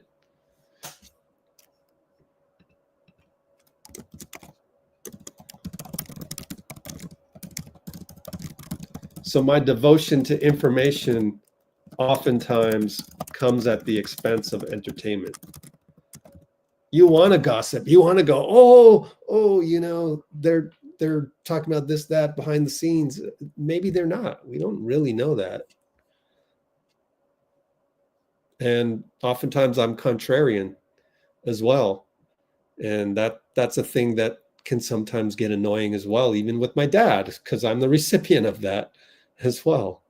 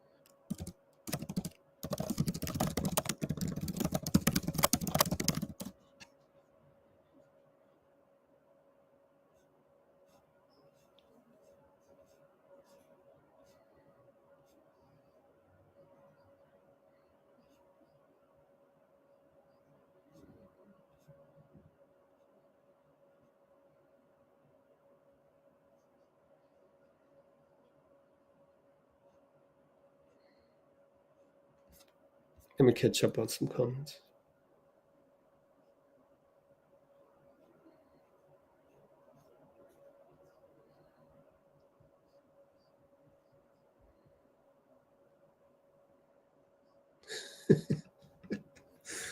Thanks, Dean. I like how you put that. Are we going to get Steph on the podium anytime soon? That'd be great.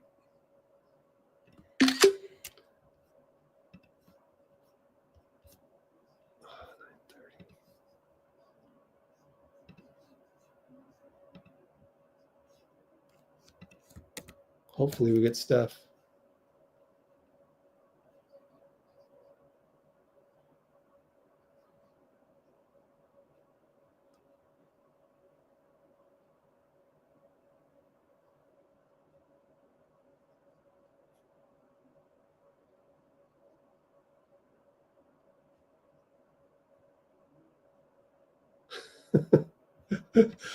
My dad doesn't give a damn. Yeah, my dad does have Mamba mentality. Absolutely right. On the basketball court too.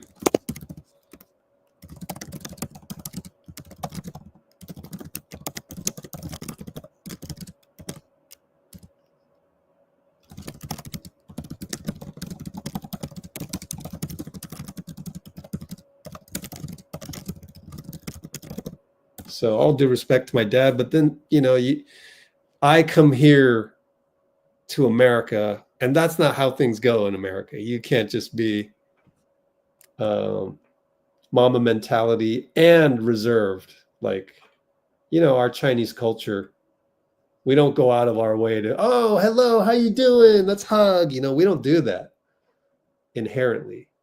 So most Chinese cultures, we're very reserved. So when we're reserved and Mamba mentality, it's a little bit of a turnoff. Let me tell you.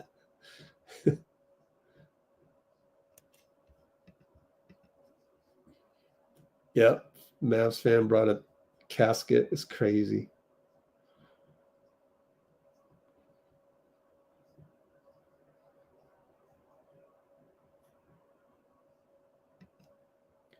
You never know, but most GMs don't go and have coffee with each other. He and Rob Pelinka, Nico, they go back a long ways. And so I don't see that being, you know, replicated all that much.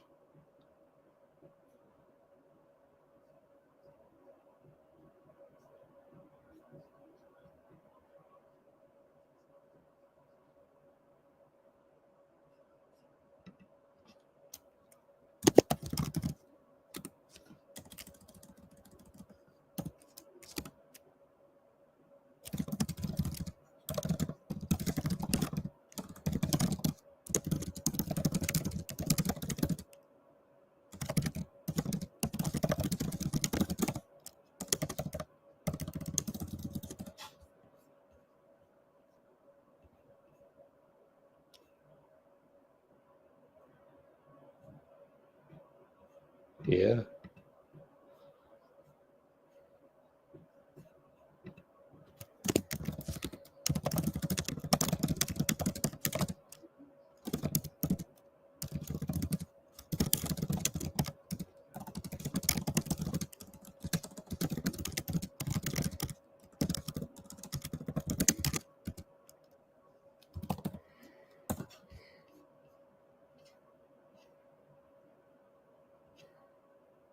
Yep. Noises are noises until it happens. So why bother, honestly? Just wait for it to happen.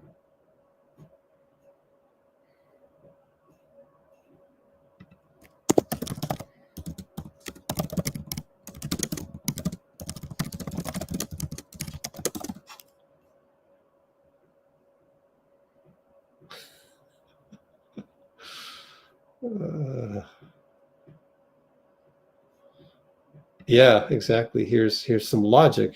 Suns want JK. And you probably can't get KD without giving up JK, but if you had to give up JK to get KD, then you do it. So you have to do it. But we're not getting KD. Stop it. And he admitted he was entertaining anyways.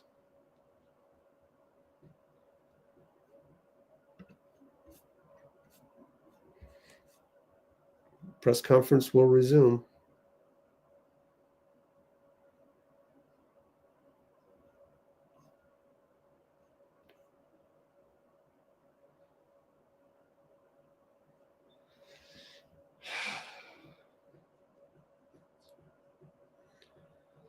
Okay, you're talking about Asar Thompson. Is it Osser or Asar? I read somewhere it was Osser, but I think it's Asar. I think they're wrong. But anyways, we kind of don't care because he's on another team. And they're not trading Asar. They're just not trading him. So he's too good. And his contract's too small. So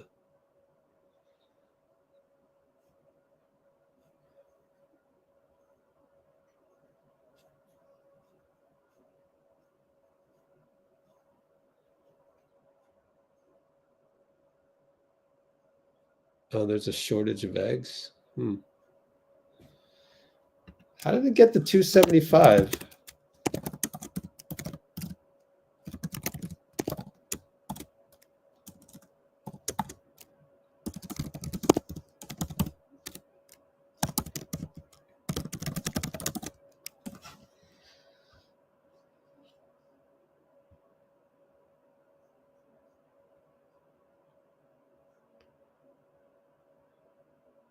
Yep.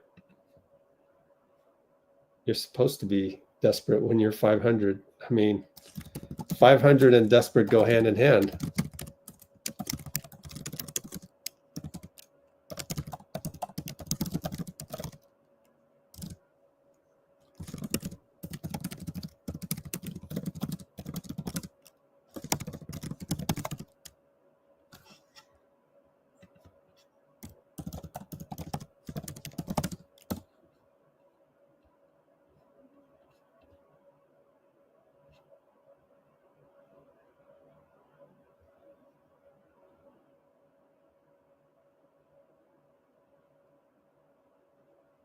Yeah, Pods was funny.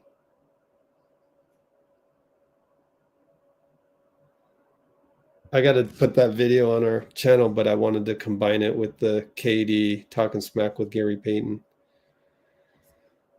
And I didn't have time because we had to do the live stream yesterday. I don't know if we're going to get Steph. Yeah. Warriors will shock everyone. Hopefully.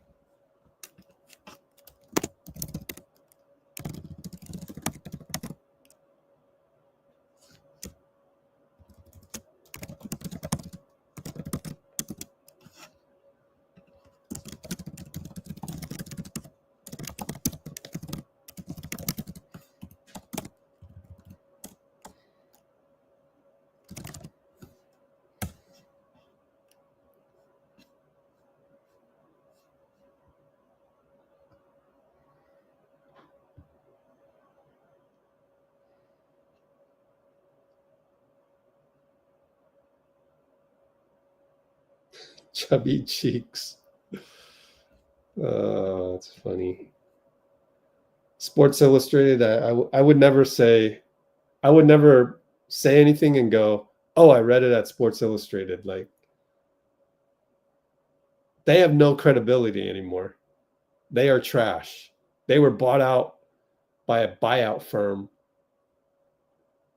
to monetize the brand name. They're the ones that put the fake Steph Curry full court heaves in the practice facility. Who would do that? Only a clickbait artist would do that. So that's Sports Illustrated for you. Don't read them anymore. Just skip it. Do you want to be entertained or do you want to have information? And I'll bet you if they printed the words 170 pounds, then they got it, they aggregated it from somewhere else. Which makes the truth finding harder, because then you have to go search where that came from.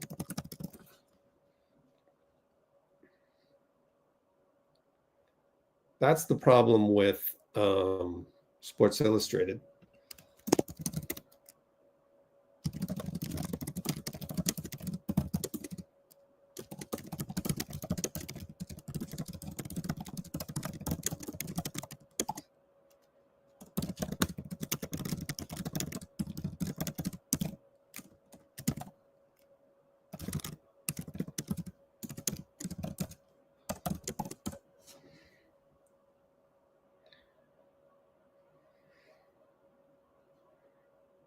Phoenix buns.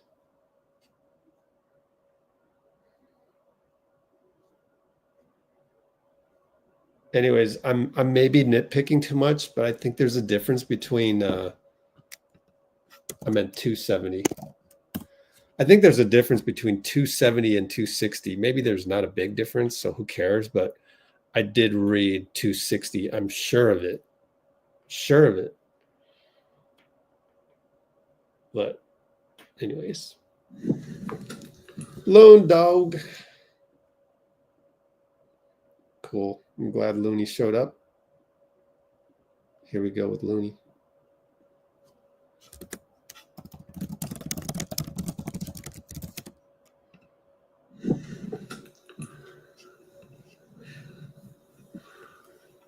What do you feel like flipped in the second half? I think we was a little bit more organized offensively. We played with more pace, and we made shots. I think that was the key for us. I think we came out and played a good defensive first half, but our offense wasn't really flowing. We wasn't really getting to our spots, and I think the second half we did a better job of that. We hit a little low in the start of the fourth, but I think we figured it out. I think. And how was it having Draymond back tonight? It was great. You know, he's one of our leaders. We missed his presence out there. He really stabilized the floor for us. He made a lot of plays. You know, got guys open, so we need his leadership out there.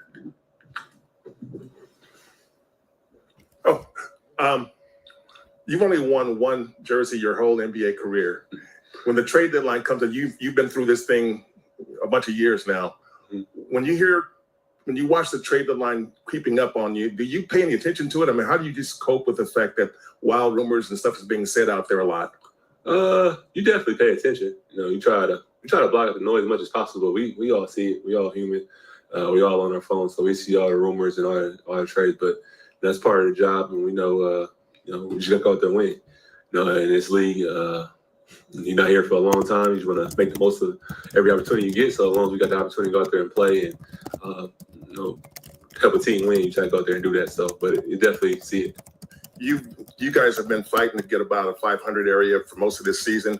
What do you think this team needs to do that to get, you know, back into a higher level? We just gotta be more consistent. We have 2 or 3 great games, and where we playing the way we're supposed to, we doing everything coach wants us to do, and then we have the game where we're just not focused, or we're not locked in, or we're not executing the game plan. So we just have to keep building on our habits and controlling what we can control, which is our effort. And sometimes some games you're not gonna make shots, some games you are, but all the small things we got to continue to get better at and learn how to win games and put together a streak. Kevon, Steve said you guys were maybe a little asleep in the first half, and then Moses told us that he'd sacrificed a clipboard to get the message across. Do you think that had the intended effect? Yeah, I think we didn't come out with the right force that we need to beat a team like Orlando in the first half. The guys are really physical; they play hard. So we didn't match their physicality early. Steve got on us, and we responded as a group. Sometimes it's a long season. It's gonna be games where it's gonna take coach cussing us out to get us going. But after he did that, we responded and we played with the right amount of fire to win the game. I'm just curious, how did he break it over his knee? He just cracked it. Nah, Steve go marker in his hand, slam down fist. His hand probably hurt right now.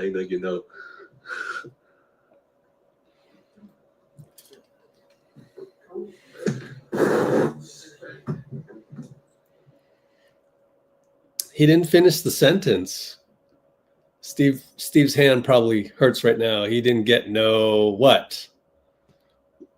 force, or what do you mean by he didn't get no? I want to see the whatever it was he was going to end the sentence with. It didn't happen. Let's take a look at Discord since we're just waiting around here for Steph.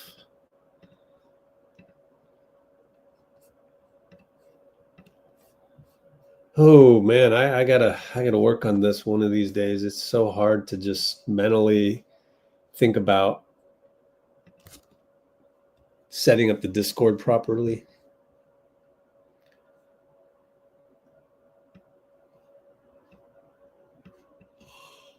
Oh, there we go. 3 hours and 40 minutes. Cool. We only got 20 more minutes. We'll hit the 4-hour mark. Ooh, let's watch this play. Oh, horrific music by the Warriors there. I've done it the hard way, so being able to get the minutes and get consistency. Yeah, how many minutes did Moody play? He played 24 minutes. You want to be around 18, 19, 20 if you're a rotation player, so that's good. How do I know this? I looked up Melton's stats from him being the sixth man with Philly and starting some games. Moody broke a clipboard.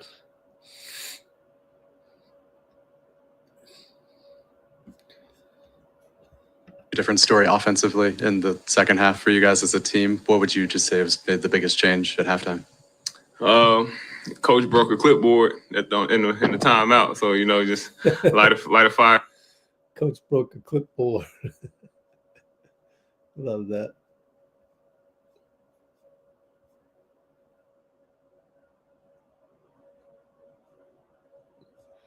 Look at 95.7 working hard to get their clip up before KNBR. But KNBR's got a Whitley's just on her phone for that.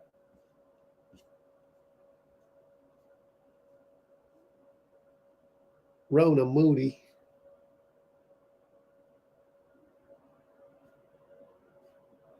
Oh, here's a nice little video. Except it has music, so I silent that and let's watch Wiggins. Wiggins sitting on a pad. I hope Wiggins isn't hurting. Maybe he's got a sore back a little bit. I remember seeing him on injury report with the back at one time, but nothing so far. So he's not on the injury report. So that's good news, but he's got to sit on a pad. Interesting to note.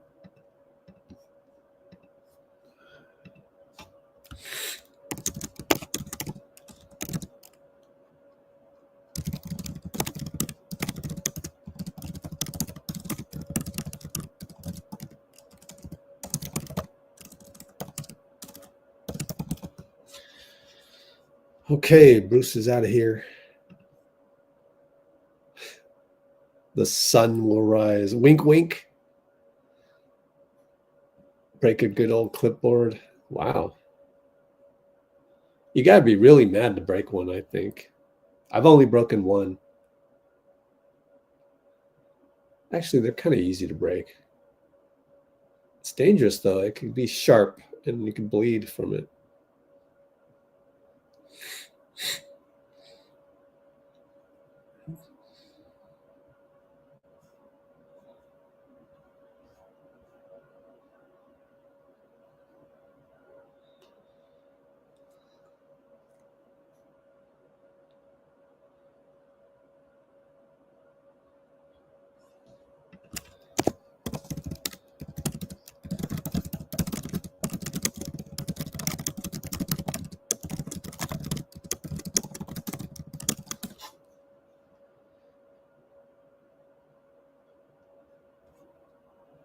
Okay, so let me ask you this. In the Austin Reaves one, to get Austin Reaves, what do you think the Lakers would require of the first round pick? Let's go lottery protected, top 10 protected, or no deal? Lottery protected or no deal? No, let's ask a different question. Is it worth it to okay, with the 2025 draft being an epic one per Eric G, if we give Lakers the, what would be, let's say top 10 predicted, the 11th pick,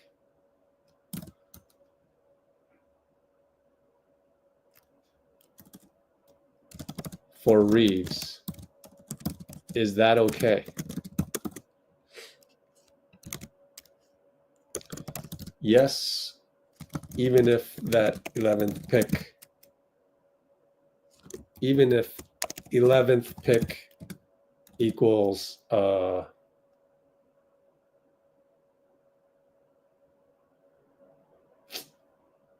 strong player, equals a baller. Let's call it that. If we give the Lakers the 11th pick, no, we could use a number 11 like at wing.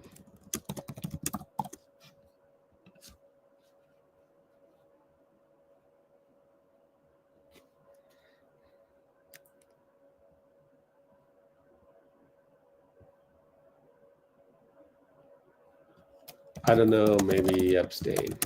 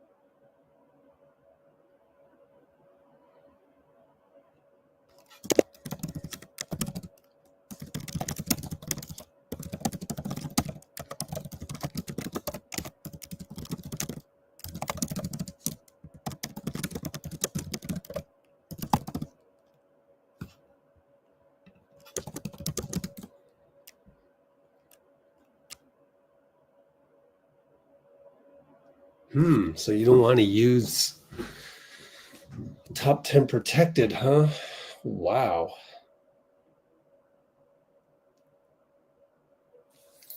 Wow. Conference has ended. I got to think about it some more, but I think AR would plug a hole that we need, and we have Wiggs and JK at wings.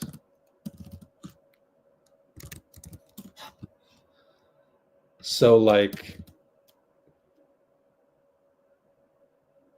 we got Steph, AR, Wiggs, Dray QP with JK off bench.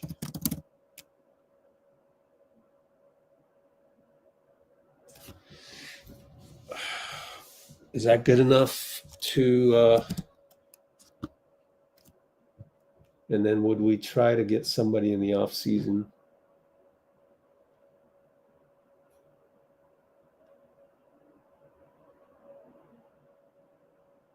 First of all, I think we should get Vucevic just for the contract. Let's go Vuce with JK off bench. That's the problem, though. You can't get Vuce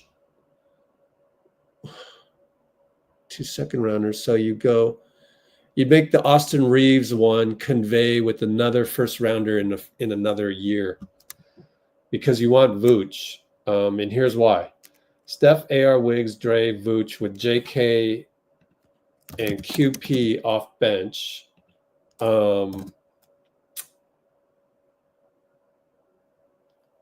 Probably do need another wing, huh? Steph, AR, Wiggs, Dray, Vuce with JK and QP off the bench. And then in off season, trade Wiggs and Vuce for any wing star.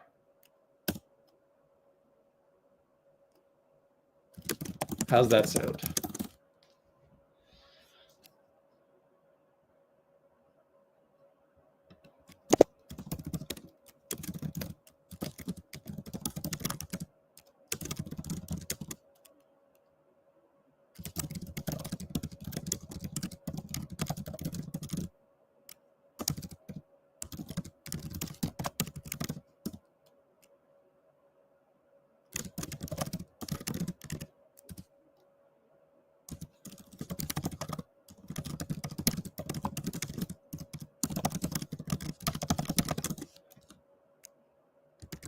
So those are my thoughts on that. I typed it in the comments, which is I think AR approximates Melton on offense, and maybe our offense will be just good enough so our defense doesn't have to be so good.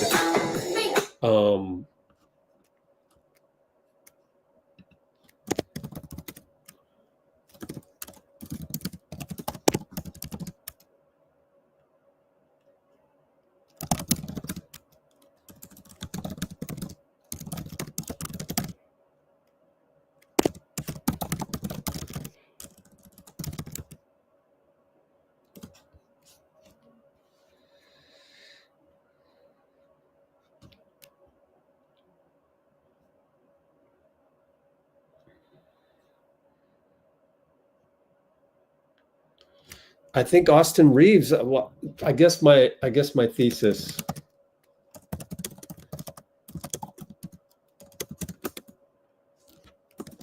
Austin Reaves could unlock our team the way Melton did.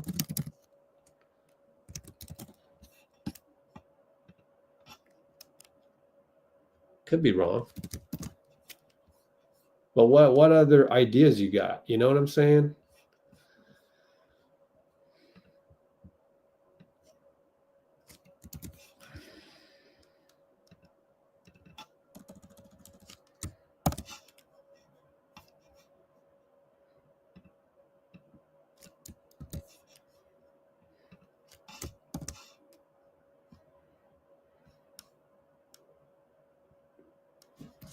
Dang, I went over 10,000 characters.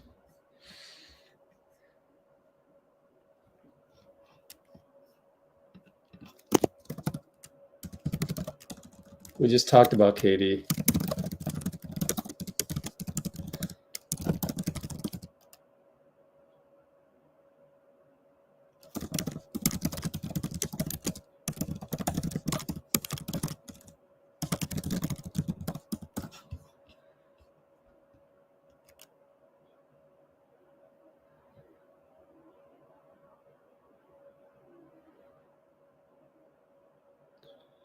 All right, Cholo. I'm gonna stay on 7 more minutes.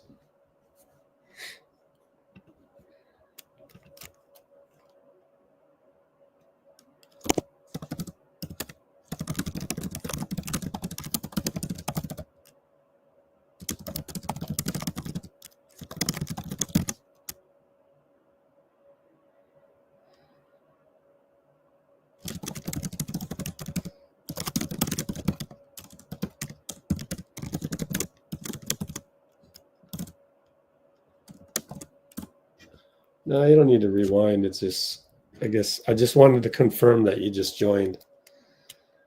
You have to explain why Phoenix would trade KD, and you can't say, oh, because anything can happen. Luka went to the Lakers. No, Phoenix doesn't have Nico Harrison as their GM, and not only that, the Warriors don't have Rob Pelinka as our GM. In other words, our GM is not buddy-buddy with Phoenix's GM, and they don't have some, AAU connection thing going on, right? They're normal GMs. We have a normal GM. So I just have not been convinced that Phoenix would ever trade KD. And I don't think all the first rounders in the world from the Warriors would ever work. And by the way, we can't even send out more than 2 due to the Stepien rule. So we're stuck with just 2 first rounders. For KD, that's like Mikal Bridges got 4 first rounders, and we're not even close to getting 4. The other thing I want to try and do is figure out a way to get our pick back from Washington, but I haven't figured out how.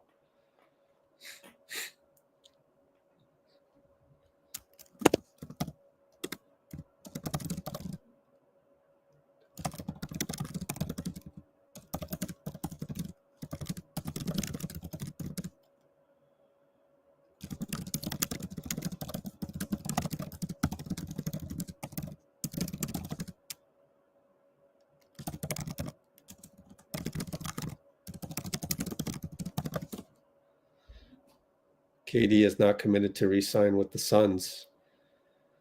What if KD doesn't want to re-sign? Now is not the time. Now is not the decision to make where you conclude that we're going to lose KD for nothing. That's not now. That doesn't happen by February 6th. That's something else in the future.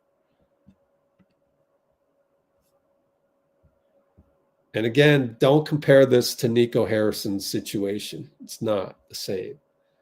54 million, you got a whole other year to negotiate this.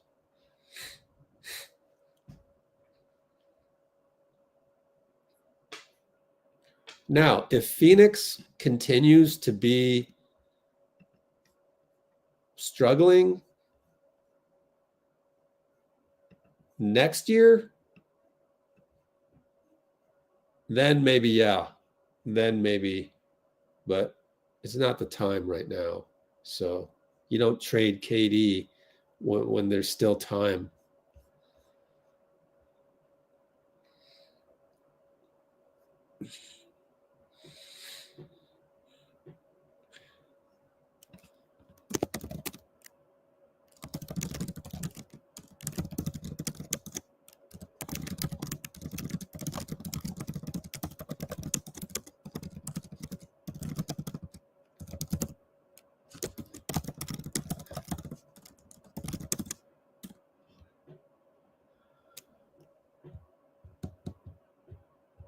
$2026.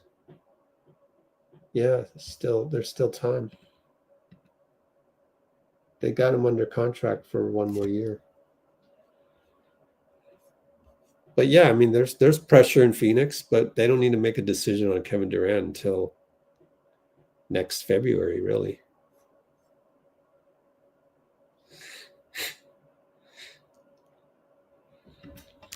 Okay, yeah, that's valid.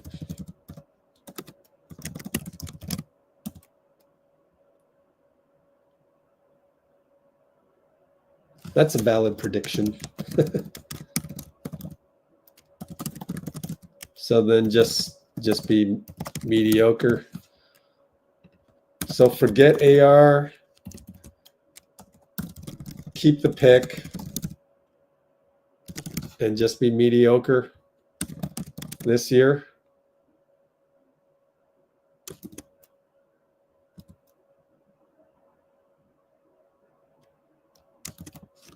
Number 11 through 14 pick can really change us.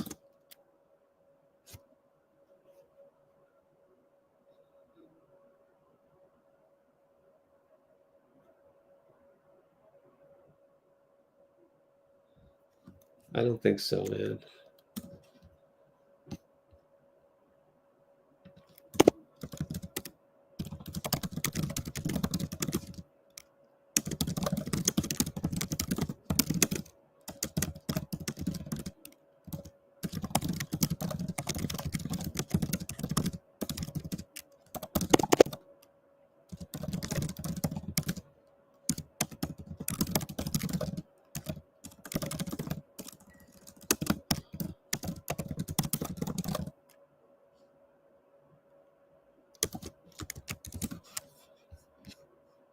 Yeah, so the whole Rich Kleiman sitting next to Lacob does not mean there's a KD deal happening. It just means that Lacob is planting seeds.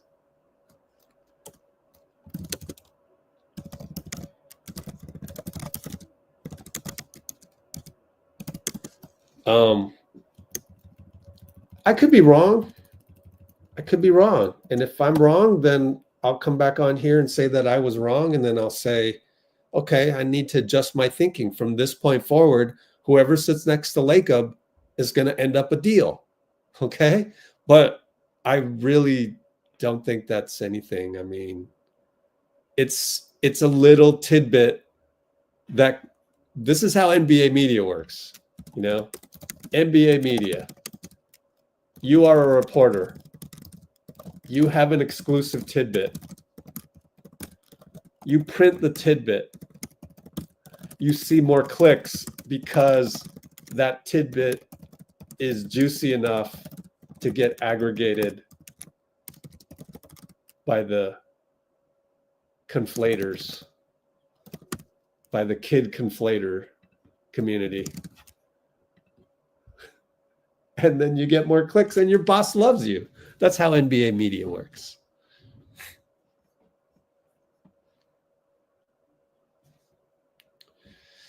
If we don't get anyone this year, we should tank. Problem is, Steph and Dray are too competitive.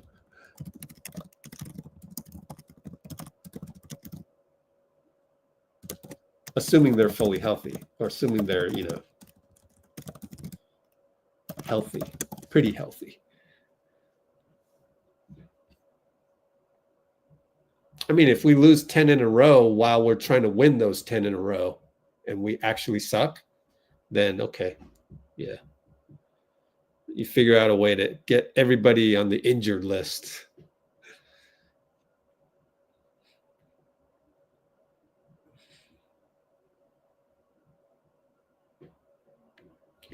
Yeah, might have to go big time.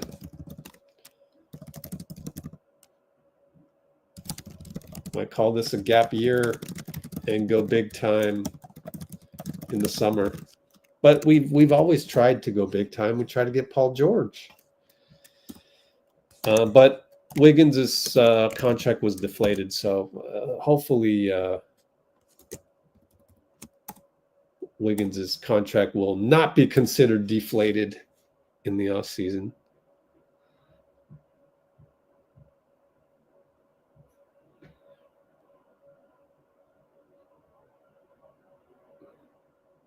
I was just being, I appreciate you. I was just being more exaggerated in my tone just because, oh, we crossed 4 hours. Just because it was brought up earlier, and I kind of jokingly said I'm like a party pooper. talk about juicy, gossipy things, and it's fun. And I come in and go, well, actually, it might not mean anything. So I could be wrong, though. I could be wrong. But I honestly do not think that really means anything other than really goodwill by Lacob to have Kleiman sit next to you so you can talk during the game. You know, Lacob loves that stuff too, you know. He loves he loves it when people talk about it. I mean, that's celebrity status. So Joe loves the limelight too. So he knew people would see him next to Kleiman. And he probably went, yeah, when he saw Slater write it into his article.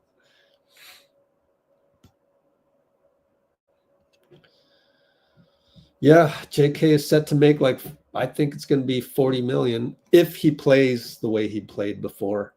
We'll end the poll right now because like I got the information I needed. You guys are it. I like getting feedback on this. So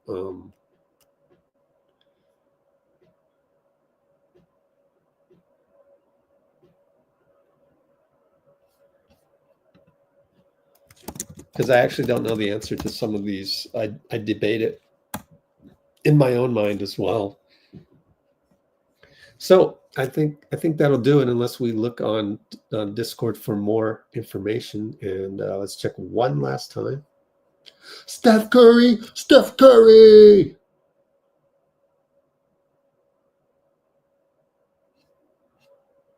Oh, let's watch this replay. Go and it knocked away. Oh, Moses. Yeah, Moses. Up and in. No, just kidding. Anthony Slater. Let's show that one. Okay. One time, I got to tell you the story of Jim Barnett. He totally exaggerated one time, and then he got back at me and goes, well, Rich, it's hyperbole. Up and in. You got to be hyperbolic when you're on TV.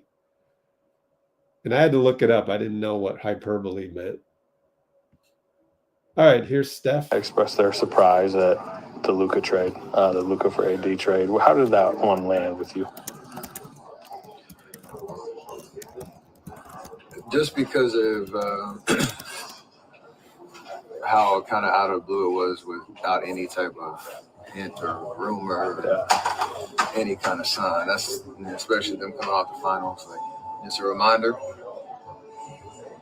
Maybe only a few in this league that can go to sleep with any type of confidence, but you still be there. It's kind of a very unique situation across the board, but I think just the idea that it happened in silence was pretty crazy. The fact that you hear a trade and everybody thinks somebody's been hacked, it's hilarious.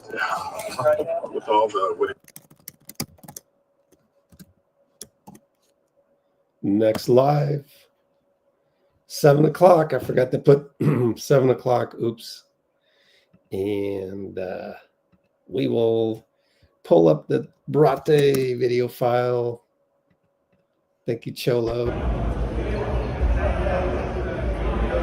Hey, that was fun. It was good talking to you all. Appreciate it.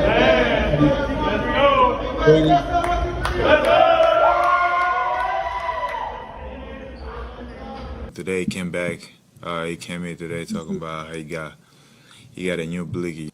For the uninformed, what's a blicky? How you don't know about no blicky, man? You had a blicky? You told me you had a blicky growing up. Yeah. You was a shooter. A strap. Yeah, that's a blicky.